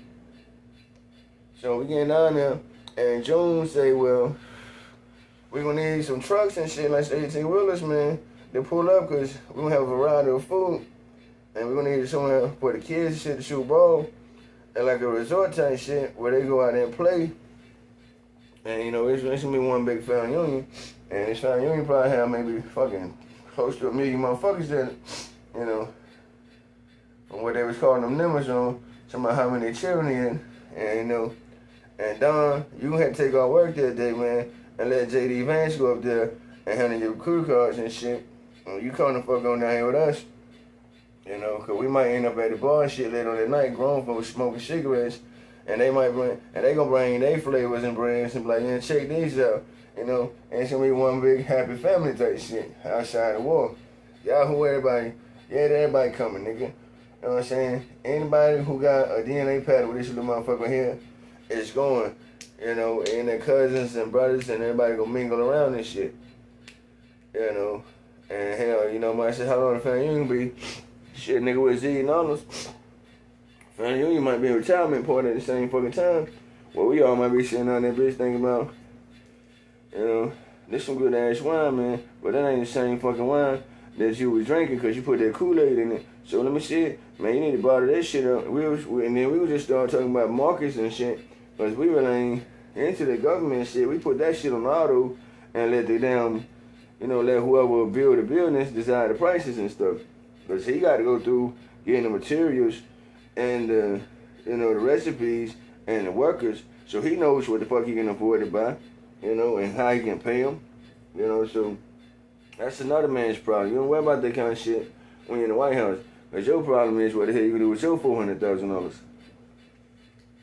So I don't know what the hell they got going on, so like right now, and then we gonna ride around, because, I was trying to call Don, because I was thinking about, I need some of them low budget, I need some of them brick buildings them brown brick buildings and shit, and some asphalt and shit laid. I know you're getting older, but you might say Eric them, and Eric them might have some connections, or yeah, Don Jr. might have some connections. I see, you know what I'm saying? That's just gonna be like a New York style building, and then we have like the New York building, then we might have an Iranian style building, and then we have like this little plaza where all of them live. And to tell you the truth, I might just fuck around and try to get like a motel suite, and that's where that's the kids' house. The kids live the fuck over there, man. That short nigga still there, you know what I'm saying? Cause you a damn tall nigga, and children gonna be out there, you know how y'all having a party, and you got about 40, 50 fucking children and grown folks there, you can't hear shit, but children walking around,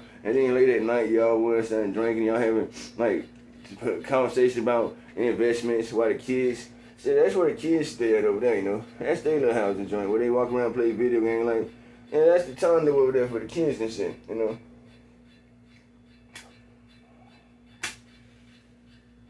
And, and it's 12:19 here at night.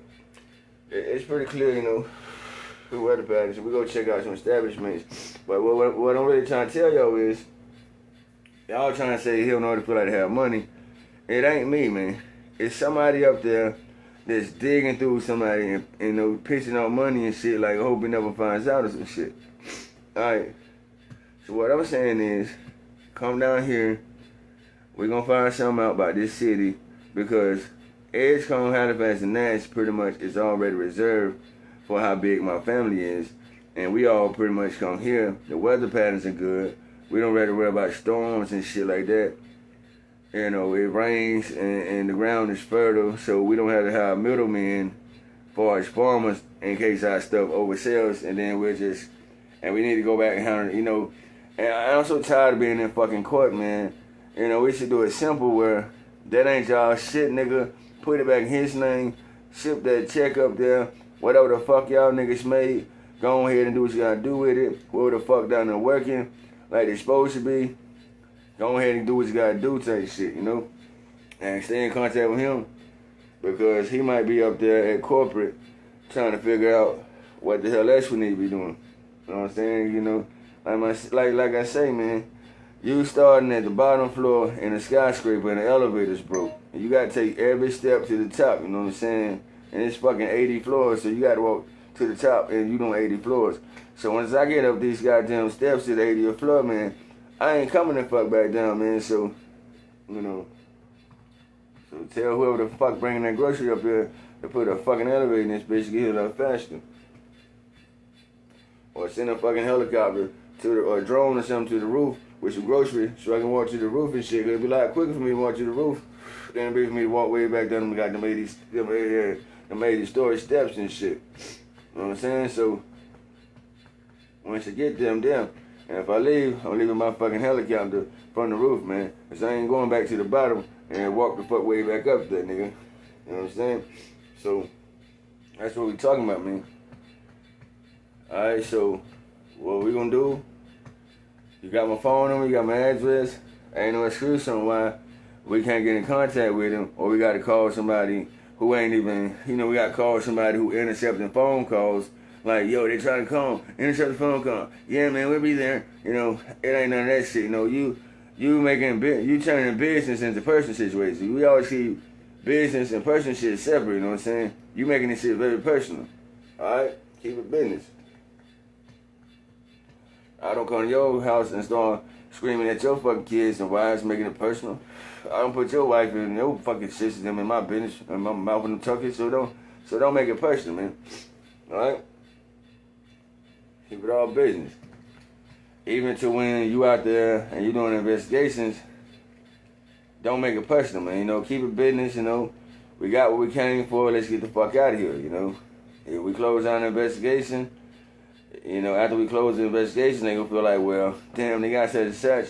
We'll close the investigation and we're just gonna get this nigga the fuck out of here and say, we close the investigation, but we'll keep the investigation open. We just move him to another source and we're gonna see who the fuck else follows up. And this ain't got nothing to do with our country.